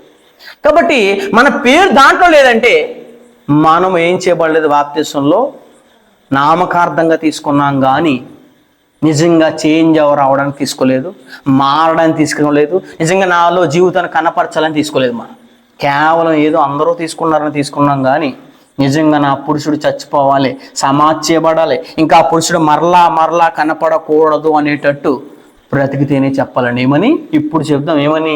కొరింథీయులకు రాసిన 2వ పత్రిక 5వ అధ్యాయం 17వ వచనం చదువుతాం. ఎందుకంటే బుద్ధులు లేకపోయినా, పరిస్థితి లేకపోయినా, హింసించబడకపోయినా, నిందించబడకపోయినా మన నూతన సృష్టి అని చెప్పుకోవడానికి అవకాశం ఖచ్చితంగా ఉండదండి. చెప్పేశాడు అక్కడ. కొరింథీయులకు రాసిన 2వ పత్రిక 5వ అధ్యాయం 17వ వచనం, కాగా ఎవడైనాను, అసలు ఎవడైనా సరే, ఎవడైనాను క్రీస్తునందున యెడల, క్రీస్తునందు అంటే ఆయన సంఘంలో లేకపోతే క్రీస్తునందు ఉండాలి ఫస్ట్ కార్యక్రమం. 2 మహిమైశ్వరం పొందాలి. 3 శ్వాసం పొందాలి. 4 చిత్తవృత్తి మారిపోవాలి. పైన వాటి మీద మనసు పెట్టాలి. దేవుని కొరకు మన మార్పు అంటే పాతవి గతించాలి. ఇదిగో క్రొత్తవి అయ్యాలి. ఎందుకంటే క్రొత్తవి కాలేదా, నూతన పురుషుడు నవీన పురుషుడు కనపడలేదా? మనమందరిలో ఏం కనపడలేదంటే నూతన పురుషుడు రాలేదు, న్యూ అనేది రాలేదు, క్రొత్తది అనేది లేదు. వాట్ ఈస్ న్యూ అంటే మనమే ప్రపంచానికి న్యూగా కనపడాలి. డేట్ కాదు, క్యాలెండర్ కాదు, రోజులు కాదు, కానీ మంతలు కాదు, కానీ మనమే ప్రపంచానికి వేడుకగా, న్యూగా, కొత్తగా ఎవరున్నారని నేను ఉన్నాను అనేటట్టుగా బ్రతకాలండి. కాగా ఎవడైనను క్రీస్తునందున్న యెడల వాడు నూతన సృష్టి, పాతవి గతించును, ఇదిగో క్రొత్తవాయను. ఒక్కసారి ఇంటికి వెళ్ళిన తర్వాత ప్రార్థన చేసుకుని ఒకసారి డిసైడ్ అయ్యి మోకరించి అడగండి. వేరేమనంటే నాలో క్రొత్తవయిందా, పాత పురుషుడే రిపీట్ అవుతున్నాడా, చచ్చిపోయాడా, చావలేదా, ఇంకా తిరుగుతున్నాడా? ఎందుకంటే బాప్తిసం మనం ఏమయ్యాము? రోమపత్రిక 6వ అధ్యాయం 3వ వచనం చదువుదాం. బాప్తిసం మనం ఏమంటే చచ్చిపోయామన్నాం. ఎక్కడ చచ్చిపోయాడు? సో చూడండి 6వ అధ్యాయం 3వ వచనం. క్రీస్తు యేసులోనికి బాప్తిసం పొందిన మనం అందరము ఆయన మరణములోనికి బాప్తిసం పొందుతామని మీరు ఎరగరా? కాబట్టి తండ్రి మహిమ వలన క్రీస్తు మృతుల్లో నుండి ఎలాగూ లేపబడినో అలాగే మనము ఏం చెప్పటమంట? మనమును నూతన జీవం పొందామా లేదా? నూతన జీవం పొందిన వారమై నడుచుకున్నట్లు మనము బాప్తిసం వలన మరణములో పాలు పొందుటకై కంటిన్యూషన్ చదవండి. ఆయనతో కూడా ఏం చేయబడ్డామో పాతి పెట్టబడితిమి. పాత పురుషుడు పాతి పెట్టకుండా ఇంకా తిరుగుతున్నాడు. ఒకసారి పాత మనిషి, పాత స్త్రీ ఇంకా కనబడుతుందంటే, పాత స్వభావం ఇంకా కనబడుతుందంటే కనుక మీరు ఖచ్చితంగా నూతనం అవ్వలేదు. న్యూ ఇయర్ చెప్పుకోవడానికి కానీ, మీరు న్యూ అవడానికి కానీ అవకాశం లేదు. ఎందుకంటే క్రీస్తు సంఘాన్ని నరకయాతన చేస్తాయని వచ్చిందని క్రీస్తు సంఘం. అలాంటి సంఘంలో ఉన్నానని చెప్పుకుని నూతనత్వం లేకుండా బ్రతికితే మీరు ఎప్పుడు కూడా నూతన సృష్టి అని చెప్పుకోవడానికి అవకాశం ఉండదు. నూతన సృష్టి అంటే పరిస్థితి మారిపోవాలి. సింహం ఏం చేసింది? వచ్చి గడ్డి వేసింది, ఎలుగుతో ఏం చేసింది? నివాసం చేసింది. కూడి ఏం చేసింది అంటే వాటితో పడుకుంటాం. అంటే పరిస్థితి మారిందంటే మారింది. మనం కూడా న్యూ ఇయర్ జరుపుకునే ముందు అసలు న్యూగా ఉంటున్నామా, చేంజ్ అవుతున్నామా? 2024 అయిపోయింది, 2025లో అయినా ఇప్పుడు దాకా వేస్ట్ చేశారు. ఎక్కడి నుంచి అయినా దేవునికి డిసైడ్ చేసుకుని సమర్పించుకుని ఆయనకి మనం అప్పగించుకుని బ్రతుకుతాం అనేది ఈరోజు మీరు డిసైడ్ చేసుకుని. ఎందుకంటే మీ పురుషుడు మారాలి, మీ క్యారెక్టర్ అంతా మారిపోవాలి. మిమ్మల్ని హెచ్చరిస్తూ నేను హెచ్చరించుంటే ఈ వాక్యాన్ని ముగిస్తాను.